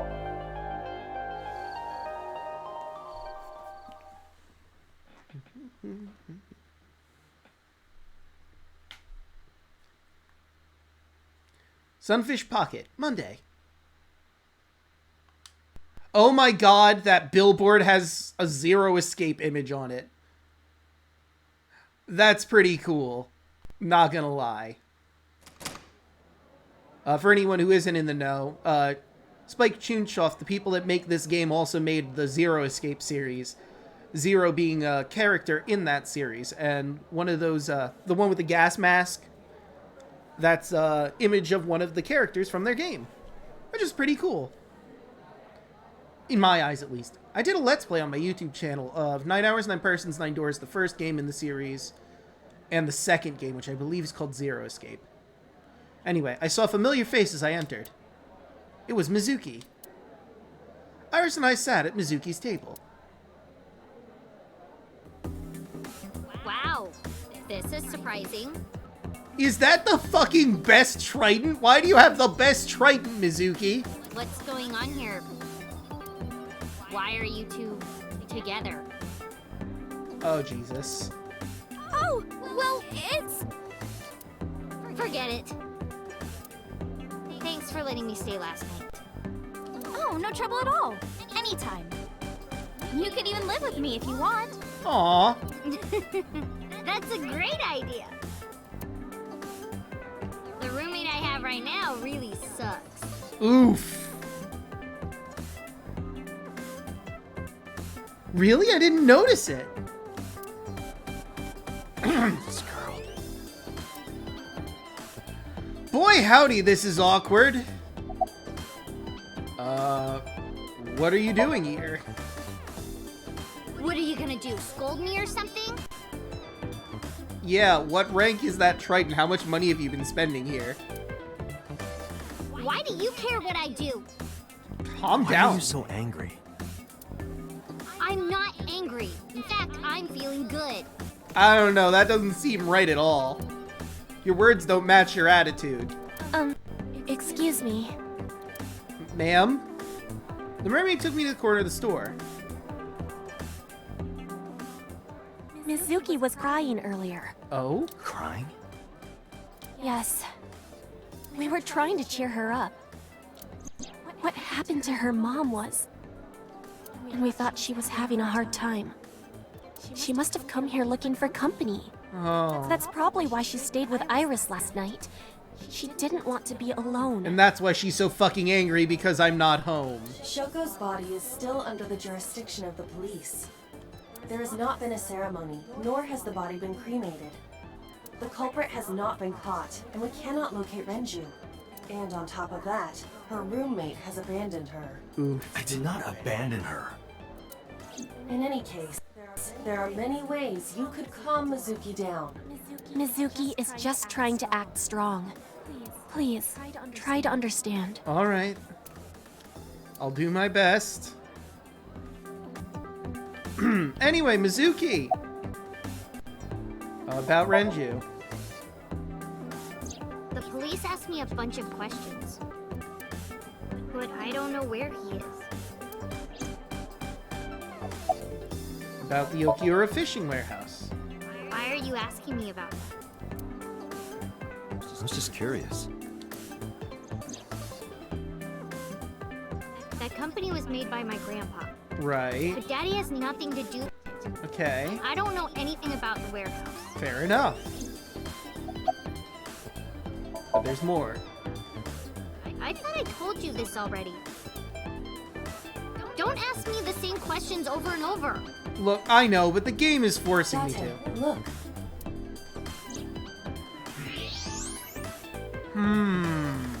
She's lying? Possibly. She may just be excited or upset. Mizuki is sitting there. I can't look at her super cool bluish trident that's a lot of money. Miss Mermaid. Fucking really, game? Okay, we'll do this again. Those are some nice hip bones. Date, you have a serious fucking problem. You need to fucking relax. Oh boy. Was Renju here? Let's go with the actual thing that we're here for. I've heard that Renju was sighted here. When do you mean? When? I got the info a few minutes ago, but I don't know when he was seen. Oh. Ringing any bells? Well, he hasn't come by today, but yesterday. Yesterday? But I was here yesterday. It was after that. Of fucking course it was. We left and then boom, he came in. Typical. After you and Ota left. Why didn't you tell me sooner? I don't know if she even has your number, Tate. You didn't ask. And I don't have any way to contact you. Damn it. Yeah, this is mostly your fault, Tate. We just missed him. Fucking course we did. That's infuriating. What was he doing here? He was looking for Iris.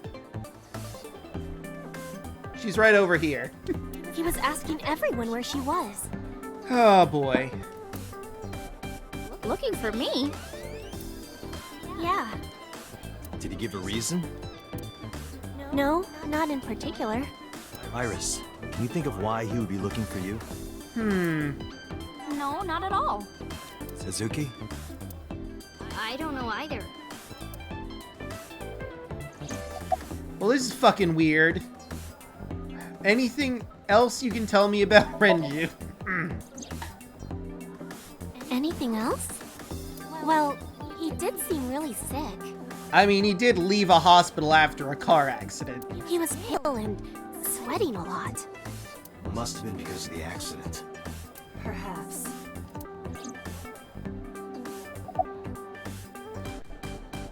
Alright. What is your relationship with Mizuki? Mizuki comes here a lot. Really? She's really friendly with everyone. I like it here. Everyone treats me nice. Is it because you're the daughter of the owner? No, it's not like that. We're BFFs. She wields extraordinary power with that dragon. Yeah, no kidding. I think she's got like the ultimate one you can have. The Okiura family is really something else. Yeah, I don't care about what your interest in men are, even if Date's interested in that. Okay. Do you know this mermaid? She's my friend from back when I worked here. Ah. We would hang out outside of work, too. We'd go to haunted places and UFO sightings and stuff. Blow those boys away! Blow those boys away! What? Yeah, blow those boys! Mizuki? Mizuki, Phrasing, young lady? Really shouldn't say that. Yeah, especially not in that particular arrangement. I don't even want to get into that. Anyway, moving on. Iris. About Renju. Mr. Okiura helped me when I was just starting out. You know how my mom is single? Yeah, no, I've gathered that He information. really supported her. He even changed my diaper when I was a little baby. That's adorable. I got hired by Lemniscape all because of him. Iris used to stream all her own content. Like singing and dancing and gaming and stuff. But before we knew it, she went viral. Right, I heard about that. That's how she started getting offers, right? But because Iris's mom knows Renju, she decided to go with Lemniscape. But there's more to it than that. Oh? There are other reasons. Daddy was totally taken in by her talent. Oh, cool. Her talent? Dancing, really. Her dancing is what got her into Lemniscape. Huh. He knew ever since she was young that she would be talented. He didn't want any other agencies to have her. I didn't know that. Oh. Daddy's not the type to give compliments. Aw. This is kind of embarrassing. I didn't know he thought of me that way. Alright. About your visitor last night. Let's get to this. Iris, I still need to know. What were you doing Sunday at 2 a.m.? You haven't fulfilled your promise. She has a point there, Date. You didn't take her on a date. You took her to some guy on the Yakuza to meet so you could get more information. This is the date. I fulfilled my promise. You have to come here for the investigation. I don't think this counts either. I told you. No info until the date is complete. Don't you get it? This date isn't over yet. I don't know. This doesn't seem like a date to me, honestly. We came to this place because we needed more intel on Renju, and, like, you like dancing, right? More than sleeping and eating. Wow. Well, maybe about the same as eating. Fair. Anyway, I've always loved moving my body, ever since I was a little girl. And you're fast, too. Yeah, I did a lot of track meets. Were you always the anchor? That's amazing. I told you that Iris is the goddess of rainbows in Greek mythology, right? She was the messenger of the gods. She had to be really fast. No, that tracks. Same as Hermes, the other messenger of the Rainbows gods. being so fast to disappear was the source of the legend. Huh. You're as fast as your namesake then. You want to race? Sure, when we get the chance. Alright, when are we gonna get the chance to race? Oh boy, here we go. Can you show me your dance? Right here? I mean, if you're up for it. Oh, I want to see too. Oh? Me too. Oh, wow. Everyone wants to see you dance. I'd also like to see that. Even the AI wants to see you dance. I don't know. Aw, she's feeling self-conscious. Come on, just show us. But... all right, I'll go set up. Wait! The mermaid didn't listen and hurried off. This is apparently happening whether you like it or not. Fine, if you insist. Wow, a private A set show. People should be honored. Iris, we're ready. Where is she? Not seeing the mermaid. Oh, wait, we actually can get her name, now that I think about it. Oh, wait, I had to hit Y for name. All right, world, get ready. See my dance. Invincible rainbow arrow. What? Hit it.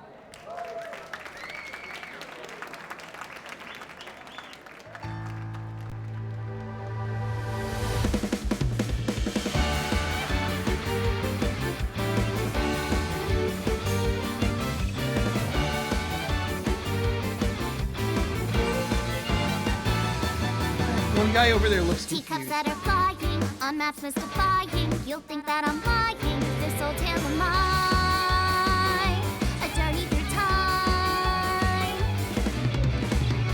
A permanent fire, cold frost on the pyre. Fruit never expires. You've seen in your eyes. You've seen in your life. I'm feeling Oda's gonna be super jealous. While the old bow their heads, while the blind meet the blind, the marble loses shine. The eye clouds by design. But we know in our soul the one hope, the one truth, that if we believe we can make miracles. Even with the devils of time against you, never let the fire fade in you.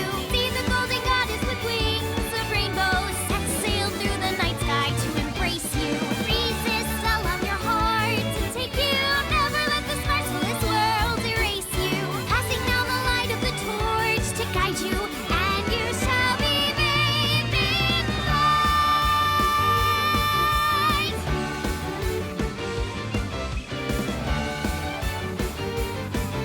I didn't want to talk over her singing.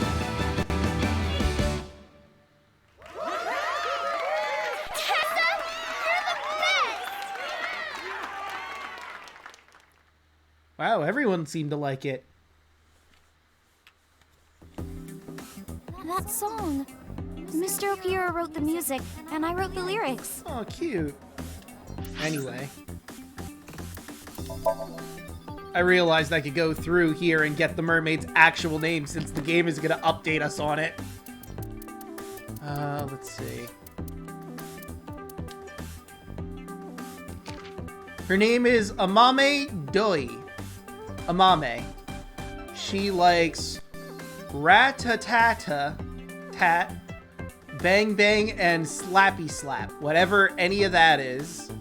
She dislikes sea kings who stay for an hour after ordering just 1 cup of coffee. Her hobby is breeding triple wart sea devils. Whatever that is. Also, let me... oh, there she is, the receptionist. The busty receptionist's name is Ritsuko Enshu. She likes yellow-spotted river turtles and dislikes men that act like ballers but are really scrubs. She likes gambling and partying. Her skills are anti-aging techniques. There was one in here that I found really interesting. What was it? Where is he? It wasn't Rohan. I think he was one of the mooks. Hold on. Because I did look at some of these off screen to just clear out the new stuff. Let's see. Not Mama, not Moma, not Rohan. He's new. It wasn't the... Oh, but this one is fun. Bodyguard. Everyone else we have a name for except for this guy. His name is secret. His age unknown, but we know that his birthday is May 25th for some reason. He likes boobs and erotic novels, but dislikes men, males, and testosterone. This is hetero man. If you hadn't figured it out, this is hetero man right here. His hobbies is swimsuit magazines specifically. Here we go. Meanwhile, Yakuza A's name is Chinpei Weigai. He's 24 years old and his birthday was September 14th. He likes ass and erotic novels. He also likes his boss, but he dislikes the police, his big brother, and animal cruelty. So, he's not too bad a guy. His hobby is training dogs, and apparently he won a dog training contest. Meanwhile, Dokuda Yogano is 42 and born on March 14th. He likes dominatrixes specifically, but dislikes domestic violence. His hobbies include dissection, and his skills are suturing. But what I find interesting, so this guy likes dominatrixes. The next person here, Hayano Natsu, 24 years old, born April 27th. She's a nurse. She likes candles, ropes, and rodeos. Now this seems innocent enough, but the fact that the guy before her likes dominatrixes and the next one's a lady who likes candles and ropes immediately leads your mind to a certain area, I feel. Am I wrong? Is it just me that has the dirty mind? But the second I read, oh, this guy likes dominatrixes, this woman likes candles and ropes. No, I don't see any connections at all. No, sir. Wink, wink, nudge, nudge. But apparently she dislikes jocks and queen bees. Her hobbies include theater. And apparently she can shave really fast, whatever that means. I just want to take a quick break to, sift through some of this. Because I wanted to share that information I found. And also I wanted to get the mermaid's name because it was bothering me. Amame. Alright, now I have your name, Amame. I will try to refer to you as such instead of just mermaid. So it holds a special place in my heart. Yeah, right? It's just barely added. She can like ropes because she likes the rodeo. It's totally not suggestive or anything. That's right. I forgot he wrote music. Yeah, he's really talented. I look up to him. He's done so much for me. I know I can rely on him more than anyone else. Oh, is that it? Nope, summarize for me. Unfortunately, we didn't find Renju here. But we learned that he was here literal moments after us. But we discovered that he was looking for Iris. But why? We can think about that later. Let's get going. Yeah, you're right. Alright. What do you guys think? Should we go to the cold storage warehouse or should we take a food break before we go to the cold storage warehouse? It's not like it's going anywhere, right?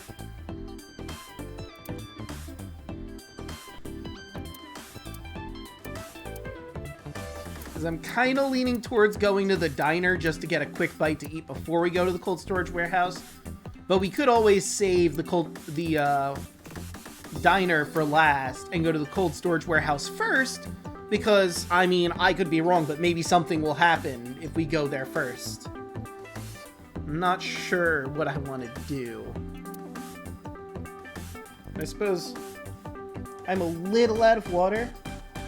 So while I wait for you guys to figure out if anyone in chat has a preference, I'm gonna grab a quick bit of water so I can have something to calm my throat a bit and keep the instrument lubricated, as it were. Still coughing, unfortunately. I really wish this would go away.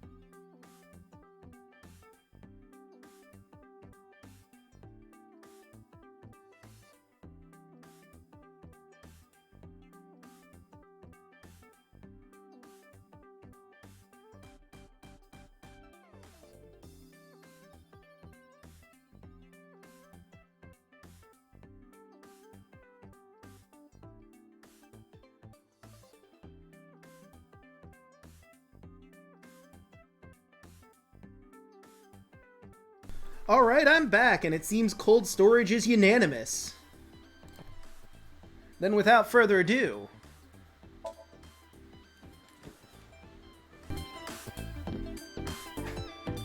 Yeah, it just seems like the smartest move, but... I don't know, we should probably get something to eat at some point.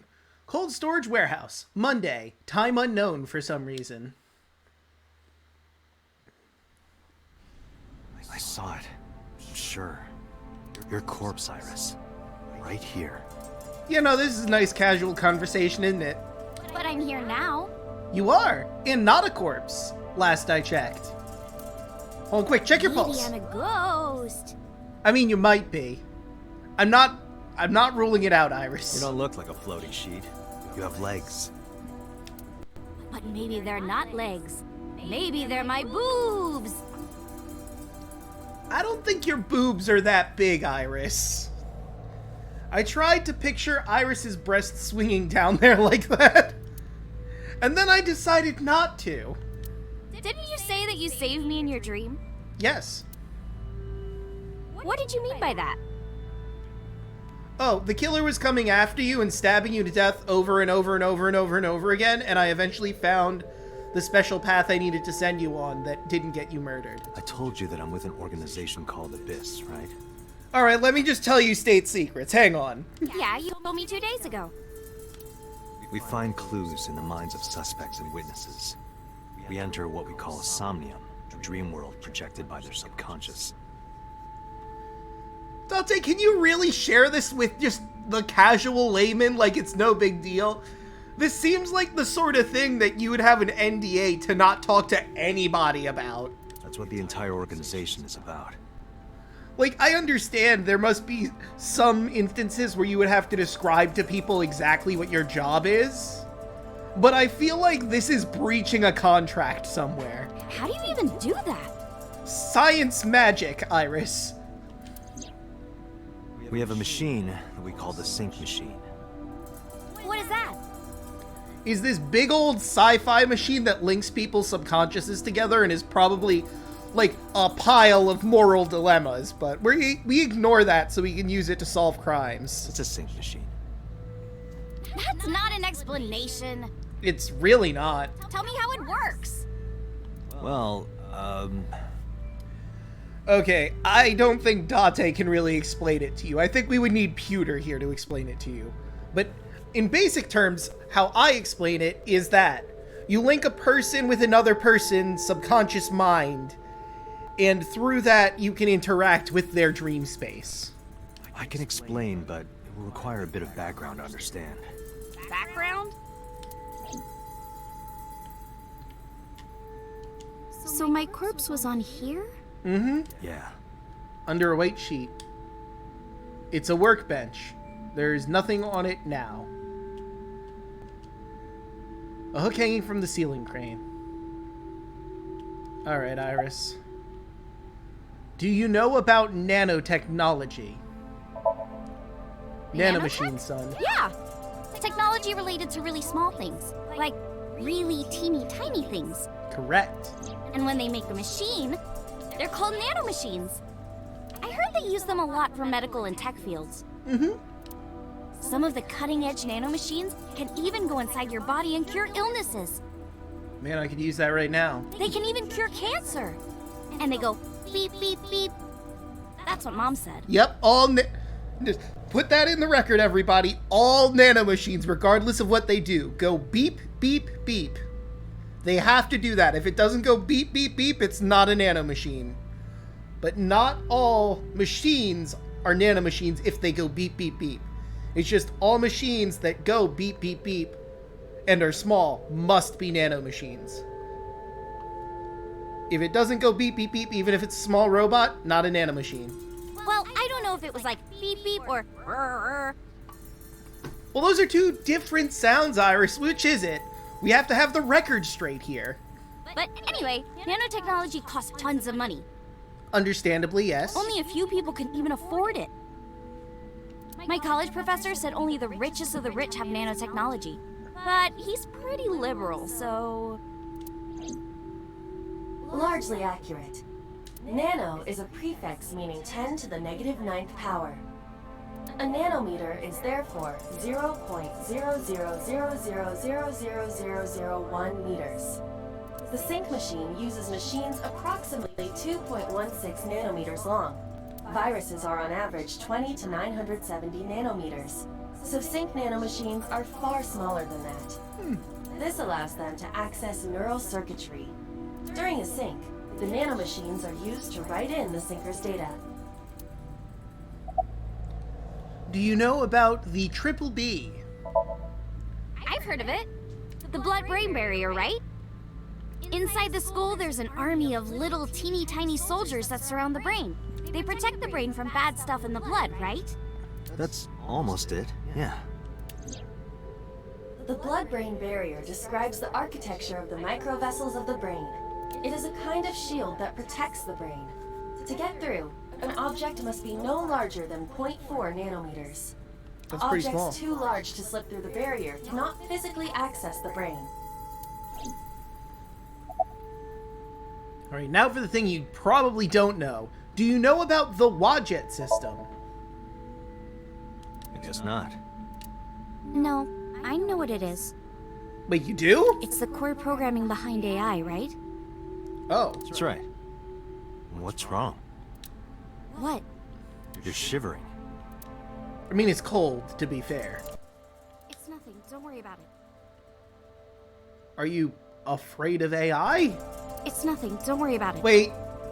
Are we going to learn that Iris is actually a robot or something? I mean, she's got these weird cat ear things, but I assume they were like, I don't know, a headband or something. But the fact that she's a little worried about AI leads me to believe that maybe she is one.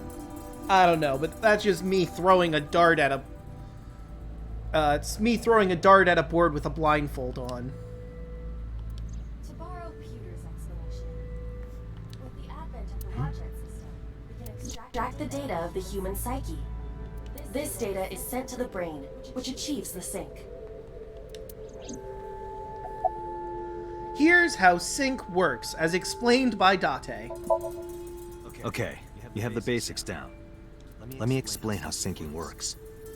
Syncers like me equip the sync gear and use it to access the subject's brain. Inside the helmet are nanocables. And on the tip of each of these cables is a special nanomachine. But the machine can't reach the brain through blood alone. Do you know why? The BBB soldiers say, go away, and push them back? Yep, like a bunch of Spartan soldiers in your mind. Well, yeah, kind of. But for the sync to work, we have to get the nanomachines into the brain itself. How do we do that? Drill a hole in the skull? No. Now that would be morbid and probably kill someone. In Shovel Forge, you can use a pickaxe, and... Yeah, no, that's how we do it. It's based on Shovel Forge. You figured it out. We basically take a pickaxe and hit it against the brain, and eventually the nanomachines get it. You got it in one, Iris. I'm so proud of you. No, it has nothing to do with tools. We don't have to open a hole. Yeah, no, you can just punch the brain until, you know, it breaks like a tree in Minecraft. Skulls already have holes in them. One of those holes is the optic canal, which is a nerve canal located behind the eyes. The nanocables of the sync gear go through your eyes. That is terrifying sounding. I mean, is it painful? Then go to the back of your eye socket. Then through the optic canal to the sea. The sea? The sea of brain cells, anyway. That sounds kind of romantic. It does? It sounds grotesque to me. A needle goes through your eye to deposit nanomachines into your brain. It's only a chunk of protein.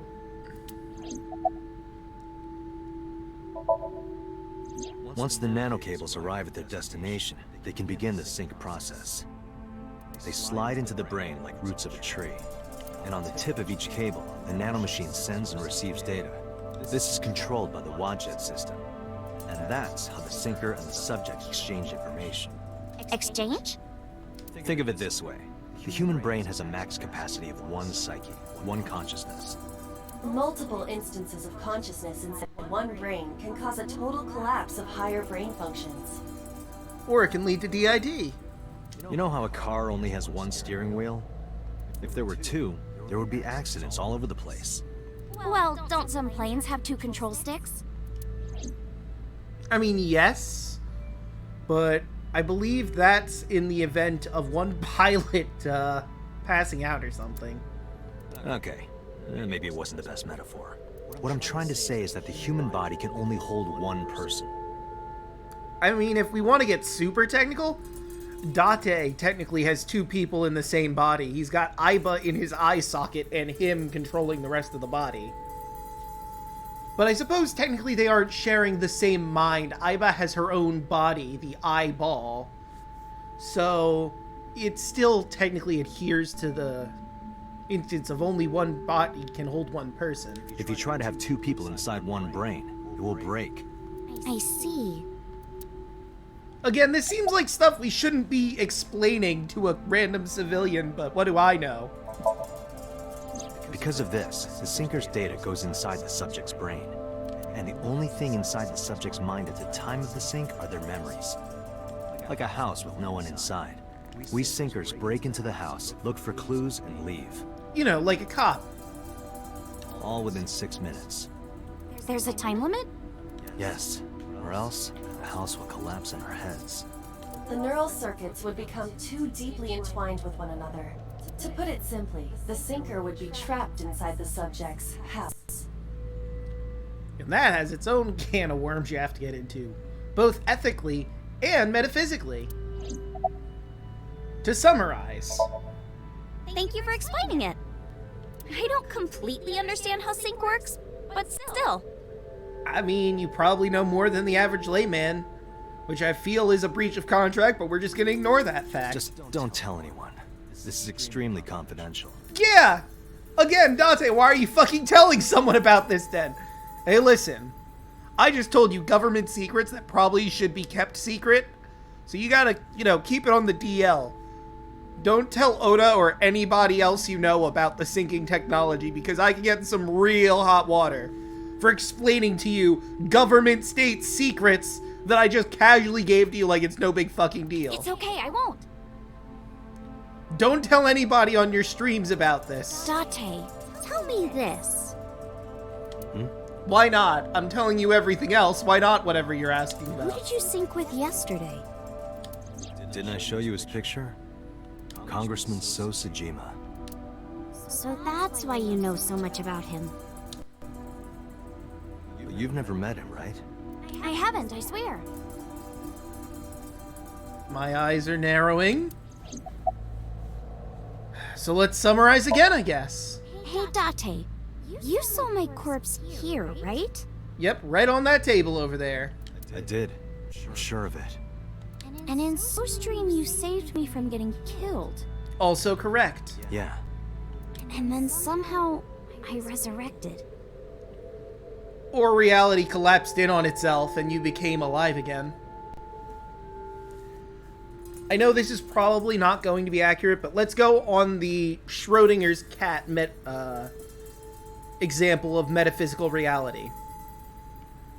Where a cat is in a box, and there's also a radioactive element that can break if enough force is applied to it. The cat is in a superposition of being both alive and dead at this exact moment before you open the box and collapse reality into one or the other. The cat can both be alive and dead at the exact same time while the box is closed, because you have no way of knowing which state the cat is in. Applying it to this instance, Iris is in a state of being alive and dead only moments before we came into the warehouse. And when we came in there and found her corpse, reality had collapsed into the instance of her being dead. But by altering reality through the subconscious mind of Sosejima somehow using the sync system, we have recollapsed reality into the instance where she is not dead. Yeah. You know what? You're right, Robot. I should have realized. If you're a cute influencer, you can get all the state secrets you want. I forgot that key rule. Date, that means you're... A witch, yes. I am not Achu. Is the cold too much for Iris? I mean, she's not exactly in clothes designed for a cold environment. Yeah, I'm freezing too. Iris, let's get out of here for now. Roger that. Iris is standing there. Alright, last place to go. Get some food.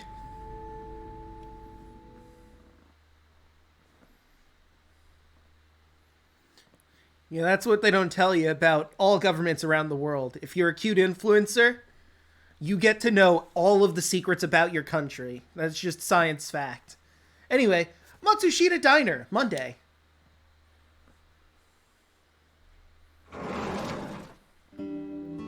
I'm so hungry. Tessa? Oh, hey, Oda. That's right, you live here. Why are you here? I told Date I was hungry, so... I've always wanted to eat here. Really? I mean, you just learned about it not too long ago.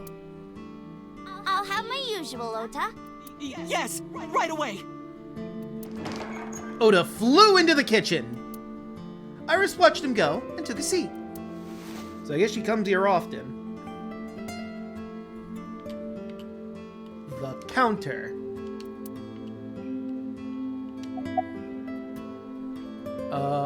Where's your mom? She's in the living room. Okay. I think she's watching TV. Alright. How about you? What are you doing here? I was just doing some meditation, lying on the ground. I don't believe you for a second, Oda. He means sleeping. Ah, I see. Date, why are you with Tessa? Oh, we're on a date, Oda. I know how much that's gonna piss you off. We are... Not Shovel Forge. on a date. Oh, a date. Wow, I'm surprised how well he took that. Hold on, give it a minute. He has to process it. Huh.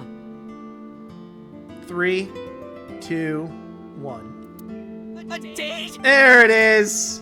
I'm on an investigation, and she wouldn't let me go. Date, I have some delicious fugu eggs. I promise they're not poisoned. Would you like some? You know, suddenly I'm not hungry anymore. No thanks. I'm fine.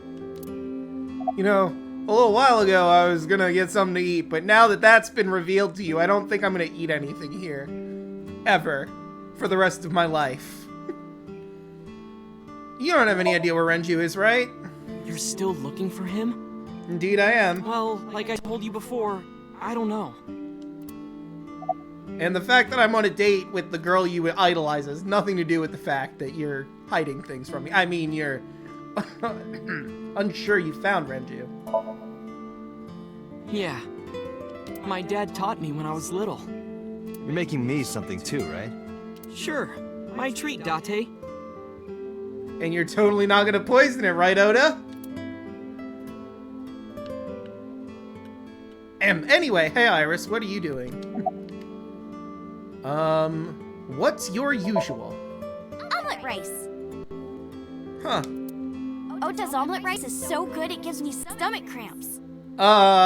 Is that really an indication of if it's good? Is that a compliment?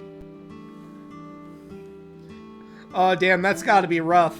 Ota realizing he's not the main character in his story, but he's a side character. Oof. You're embarrassing me. I guess that is a compliment. Good to know. Well, Ota appears to have taken it as a compliment. I don't understand how this food gives you stomach cramps is a compliment, but okay, I'll take your word for it. Wait a minute. What's this over here? A family photo. Well, that asked and answered. A cordless phone. Ring ring. Who's on the phone? Who cares? Oof. A cordless phone. Alright, Iris, what else are we gonna get into? You've been here before? Yeah, I have. Have you met Ota's mother, Mayumi? Yeah, but I don't think she likes me. No, she sees you as a witch that's possessed her boy. That's not true. That is 100% accurate, Ota. I have met your mother and spoken to her about this exact situation. Mom is just jealous of how pretty you are, Tessa. No, I'm pretty sure she thinks that she's milking you for all you're worth, Ota.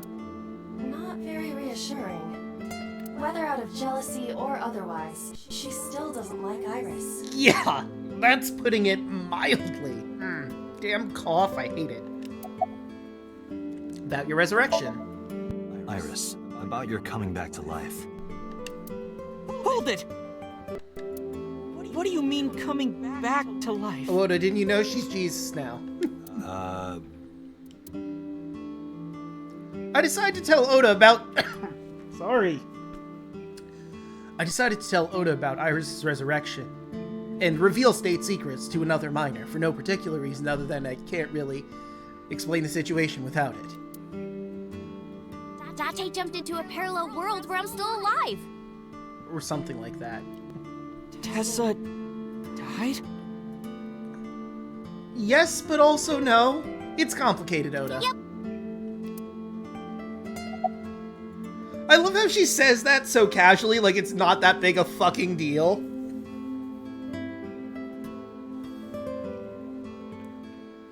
It's just like, yeah, I was dead in another universe, it's no big whoop. Happens all the time. Ah, you're right. I forgot, that's the subsection. The rule is all cute influencers get all of the state secrets of every government of the country they live in. And also their highest fan. Their biggest fan gets that information as well. You can't have just one of them know. Hey, can you tell me about this parallel world idea in more detail? Oh, sure. How should I explain this? Well... Oh, I know. Let's play rock, paper, scissors. Okay. Rock, paper, scissors. Yeah. If we tie, nothing happens. We just shake hands. If I win, you have to give me something. I am concerned. What if I win? I'll do anything. I am exceptionally concerned. Anything? Date, calm the fuck down. She's only 18. Mm-hmm. Anything. Date, your heart rate is rapidly increasing. Date, I thought you were into older women. Why exactly is that? Your eyeball is judging you, and so am I. All right, let's do this. Date, I am judging you heavily. Okay, let's go. 1, 2, 3, shoot. Rochambeau. What should I throw? I mean, rock, obviously. Shoot. Damn, we tied. Tie. The most boring result. Well, we agreed on the rules. Nothing happened. Let's shake hands. Shaky, shaky. Man, Ota looks pissed for some reason. I shook hands with Iris. We just played rock, paper, scissors, right? Yes, I was there. We tied and shook hands. Yes, I was there. But in a different timeline, maybe I got a reward from you. Or maybe you could have seen me naked or something. I don't think he would do that? I mean, we all know Date is a perv, but I don't think he would have you strip in the diner in front of Oda. I don't think he's that much of a perv. Why did I choose Rock? Because Rock is the best option, Date. It's why she also chose it. What exactly were you going to make her do? I'm definitely curious about that as well. So those timelines are what I'd call a parallel world. So you think I jumped from a world in which you were dead to this one where you're alive? That's what I think. Okay, that's an interesting theory. The game might be leaning towards that, but I like my theory of altering the subconscious mind of another individual somehow warped reality. Huh. Parallel world, huh? You can't believe it, but... Sure you can. Parallel worlds exist. Do you know about the Mandela effect? Or the Booba Kiki effect? I don't know about Booba Kiki, but I know about the Mandela effect. Or the 100 million balls? If I explain that, would you believe me? I have no idea what the 100 million balls is about. Sounds really interesting, Tessa. I know some urban legends like that. The spatial temporal man, and the lost friend, and the story of two sisters. I've heard people talking about it. Alright, let's start with the Boba Kiki, because that's one of the ones I'm unfamiliar with. Date, look at this picture. Look at this photograph. Every time I do, it makes me laugh.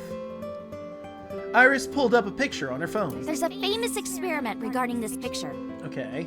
You show this image to people around the world and ask a question. Okay.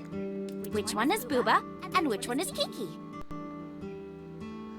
Well, without any context, I'm guessing that the splat icon is Boba, and the spiky one is Kiki. I say that because Boba sounds like a more bulbous thing, and the rounded object seems to fit a Boba image, while Kiki I feel is a more sharp image. Believe it or not, 98% of people asked have the same answer. Okay. What do you guys think? Which one do you think is Boba and which one is Kiki? Because, Alpharat, the developers were exceptionally horny. Them and the people that made the shape-shifting detective that Vaughn was playing. Some really horny games out there. Although I feel like because I told you my reasoning, that might color your reasoning as well to how you name these, but maybe you'll be a contrarian and say something completely different. I am curious what you and Robot think, Alpharat. Which one do you think is Boba and which one do you think is Kiki? Are you on the same page as me, or do you think something completely different? And what would your reasoning be? I'll wait for the stream to catch up, because I know there's the delay to deal with. I don't want to hit A, because she might say something that also colors what you guys might say.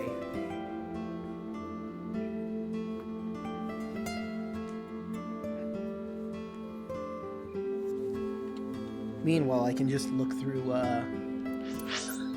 clear out the files, just because I hate seeing the new.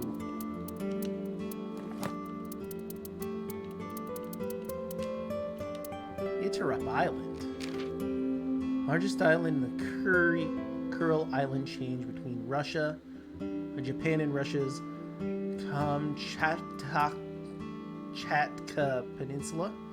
Both countries claim this island as their territory because of the delicate situation. I had better not write my opinion here. Reasonable. Kunashir Island. An island located in the westernmost end of the Kuri Islands. Blood-brain barrier. Conflict. Shikatan, an island in the eastern part of the Habomai archipelago off Hokkaido. Alright, so it seems like everybody's on the same page here. The rounder one is Booba, and the jagged one is Kiki. Yep, okay. So it seems we're all in the consensus here. Isn't that weird? In other words, everyone thinks that Booba is a certain way, and Kiki is the other. It applies universally across languages and cultures. It's like something ingrained inside all humans. But that's it, huh? Oh, I can get more on Boba Kiki. Like worshipping the sun and the sea. Or thinking that the mother is soft and the father is jagged. Regardless of your culture or background, you probably think this way. It's what Jung called the collective unconscious. Ah. There exists a second psychic system of a collective universal and impersonal nature, which is identical in all individuals. That's what Jung said about it. Think of it like bamboo. Bamboo stalks look like individual plants since they're separated. But underground, they're all connected. Human psyches might be like that too, connected at a subconscious level. So then, if we use this, the united subconscious, plus Booba around and... Yeah, no, that's accurate too, Alfred. Oh god! The horny, it's spreading! It's gotten into the chat! Everybody panic! But anyway, going back to my point. So if we use the united subconscious, then by altering someone's subconscious mind and saving her in that person's subconscious mind, it is possible we've altered reality by interacting with the united subconscious. Somehow. That's... Parallel world? Yeah! You saved me in the dream, right? And dreams are all about our subconscious minds. So if you follow the roots... You get to another bamboo stalk. Yeah, something like that. Interesting. Well, I know about the Mandela effect, but let's cover that one next. Do you know Nelson Mandela? The name sounds vaguely familiar. Well, yeah. The former president of South Africa. He helped abolish apartheid. He died in 2013, but a strange thing happened. When the news broke, people all over the world thought, didn't Mandela die in prison in 1980? That's the Mandela effect. It's when your memory and history have discrepancies. There are lots of examples. Like the name of this kid's book with the bears having different spellings. Yeah, the Bernstein Bear effect. Or people remembering that Kennedy was assassinated in a 4-seat car. But in our world, he was in a 6-seat car. Huh. I thought it was a 4-seater too. Or that electric mouse from that video game. You probably remember the tip of its tail being black. Which electric mouse from which video game? Because if you're talking about Pikachu, it's yellow and has a brown tipped tail. Well, not tipped tail. The start of its tail is brown. It wasn't? Nope, it's all yellow. Yeah, well, that's not entirely true, Iris. Like I said, the end of its tail where its butt meets its tail is brown. Then it's got brown stripes on its back, and it has black tips on its ears with red rosy cheeks. Its nose, I believe, is also black. And the design didn't change. Oh. Lines from movies, company logos, historical events, and little things. The Mandela effect is everywhere. Plenty of dreams in which I died. Yeah. It sucks when you have a dream where you die. Because, I mean, on the plus side, hey, at least it's not you that died in this universe. I mean, it's you that died in another universe, is the theory. But, hey, it's not technically you. It's a different you. Sucks to be that you, but hey, it's not you. Why do you think that is? I don't know. Because those memories are from parallel worlds? That would explain it, I guess. But if we go off the Mandela effect, this would mean that people subconsciously either remember things from different universes, or that they themselves have been shunted to a different universe somehow at some point in time. Either of which is terrifying because it implies the fact that while you're sleeping at any point you can switch dimensions without ever having known. Or that, it could also be people have really garbage memories. But the thing is, there are some people that will agree with your bad memory. Which, I mean, we could chalk up to the simple fact of, okay, maybe there's a bunch of people that misremember something in the exact same way. That's not too far of a stretch. Like, it's the most logical and reasonable answer, that people are just misremembering the same thing in the exact same way. But if we want to be fun with this and consider the absolutely batshit insane answers, the dream logic answers, or just the off-the-wall answer, it implies that either people are remembering things from a different reality, or that they have been shunted from their reality that they are originally from into our reality. What the mechanics of that are, who knows? But that's the theoretical possibility that we're playing with in this fun space that we've created. Alright, so what's this 10 million balls thing I've never heard of? This world is full of really interesting stuff. But you know the most interesting thing of all? Sorry, 100 million balls. I lowballed it. Pun intended. No, what? That humans exist at all. Yeah, that's pretty fucking amazing, isn't it? The universe developed in a very particular way to get here. If things were even slightly different, well, the galaxies and solar system and all of that might not have existed at all. And that means humans would never be born.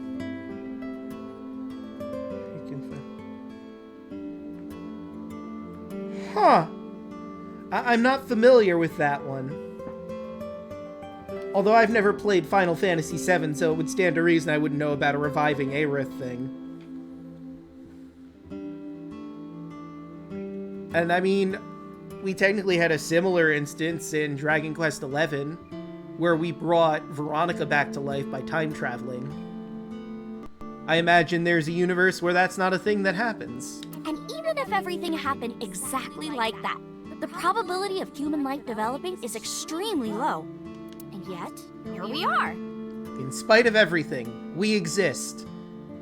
In mocking laughter of the reality around us. But why is it called 100 million balls? Imagine a box full of ping pong balls, labeled 1 to 100 million. Okay. Would you be able to pick out the one? I mean, it'd be fucking hard. Not likely. But what if there were 100 million of you? Well, then eventually one of us is bound to pick the one ball. Well, then one of us would definitely pick up the one. Exactly! The birth of humanity is so improbable that it's basically a miracle. But if there were multiple universes... Character dies in the story, and an urban myth is, if you use tissues at her grave, she's resurrected for some reason I remember too. Okay. I mean, so I've never played Final Fantasy VII, but I am familiar with the characters and the general strokes of the story. I do know that, I mean, I guess spoilers for Final Fantasy VII, that Aerith does die because she got stabbed by Sephiroth in the back by his ridiculously long sword. But that's interesting. Then it wouldn't be strange that at least one of them had humans in it. She is describing the anthropic principle. I may have underestimated her intelligence. Iris is sitting in front of me. Oh, well, that's all we're getting from Iris, then. Oh, we have to talk about Oda, about his, myths. The spatial temporal man. I'm curious about that one. Yeah, it's sort of like a common experience. A lot of people have experienced waking up in an uninhabited world they've never seen before. And most of them describe seeing the same person. The spatial temporal man. He's supposed to be an ordinary old man wearing work clothes. The spatial temporal man guides people back to the real world. He tells them, this world is not for you, or something. Hey, get out of here, kid. You're in the wrong world. What you doing here? I'd like to meet him someday. Get the fuck out of here. Get back to your own world, you mook. What about others? So, this elementary school kid, let's call him C. He goes to school and there's a bunch of things on the floor. Postcards, towels, a coffee cup, rice bowls, a sink, lots of stuff. But C realized that those were all things from his own house. How did they get to the classroom? No one knows. It's not like anyone did it on purpose or there was a thief or anything. Maybe something happened that made two parallel worlds fuse. Yeah, maybe. Or what else you got for me, Oda? What is the two sisters? So, there's this girl. Let's call her B.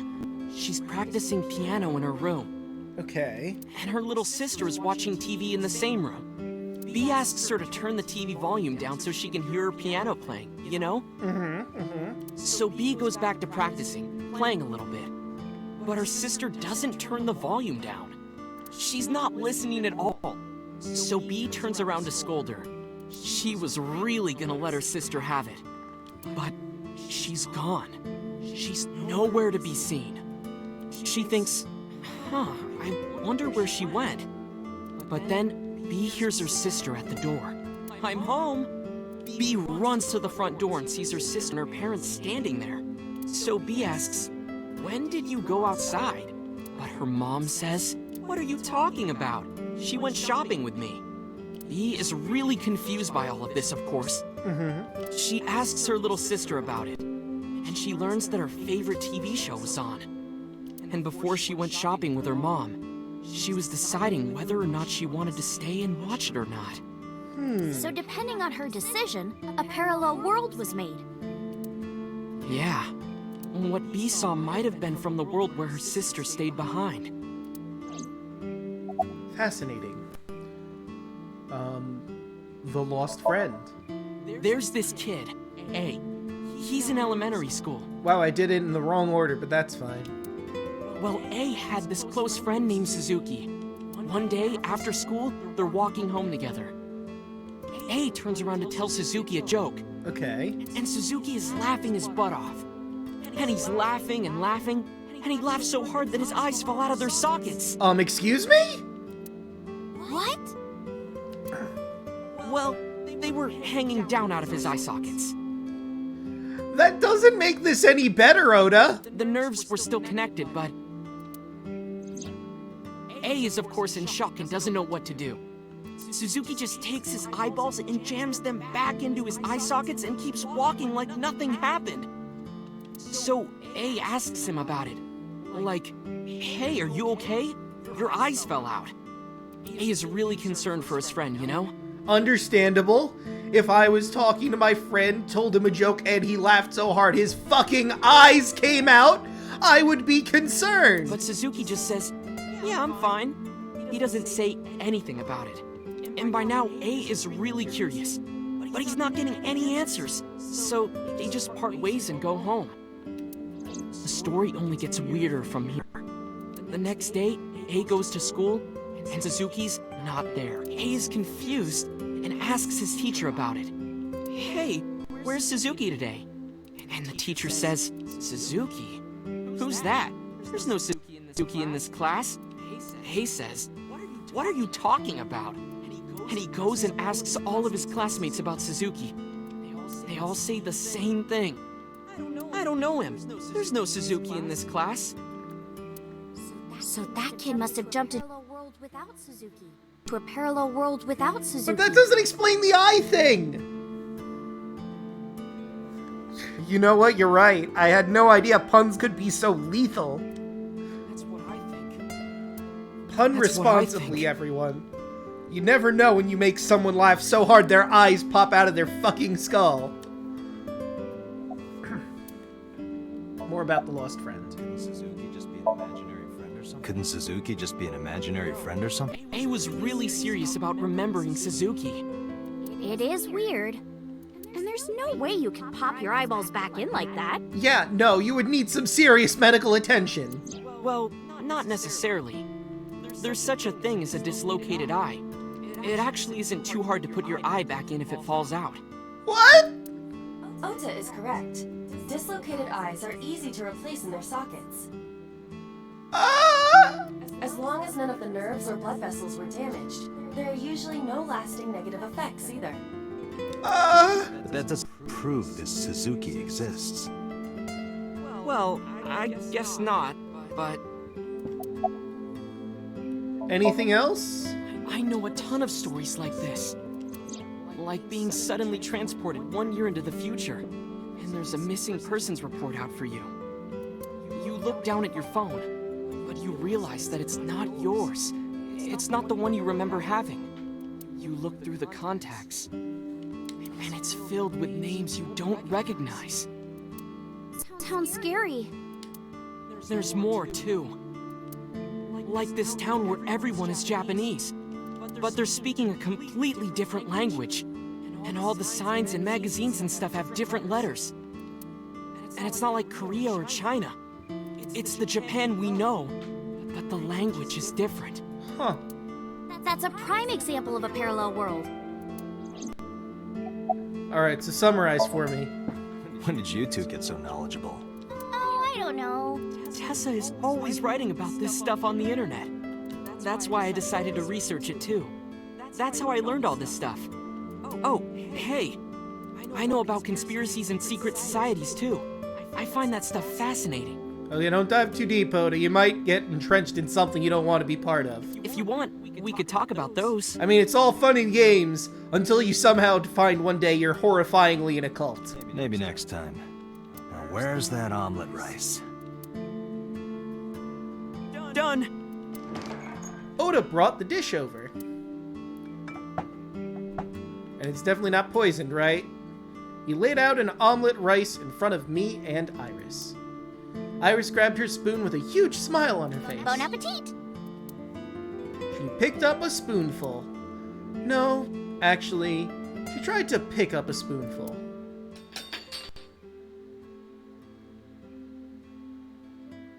Are you okay? Iris?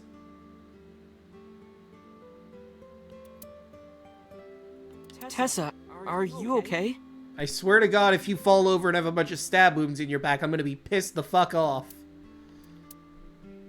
I'm fine. My hand slipped. Let's eat. Sure. Iris and I ate the omelet rice in near silence. There was no conversation, just the sound of spoon hitting plate. The diner echoed with it. And before long...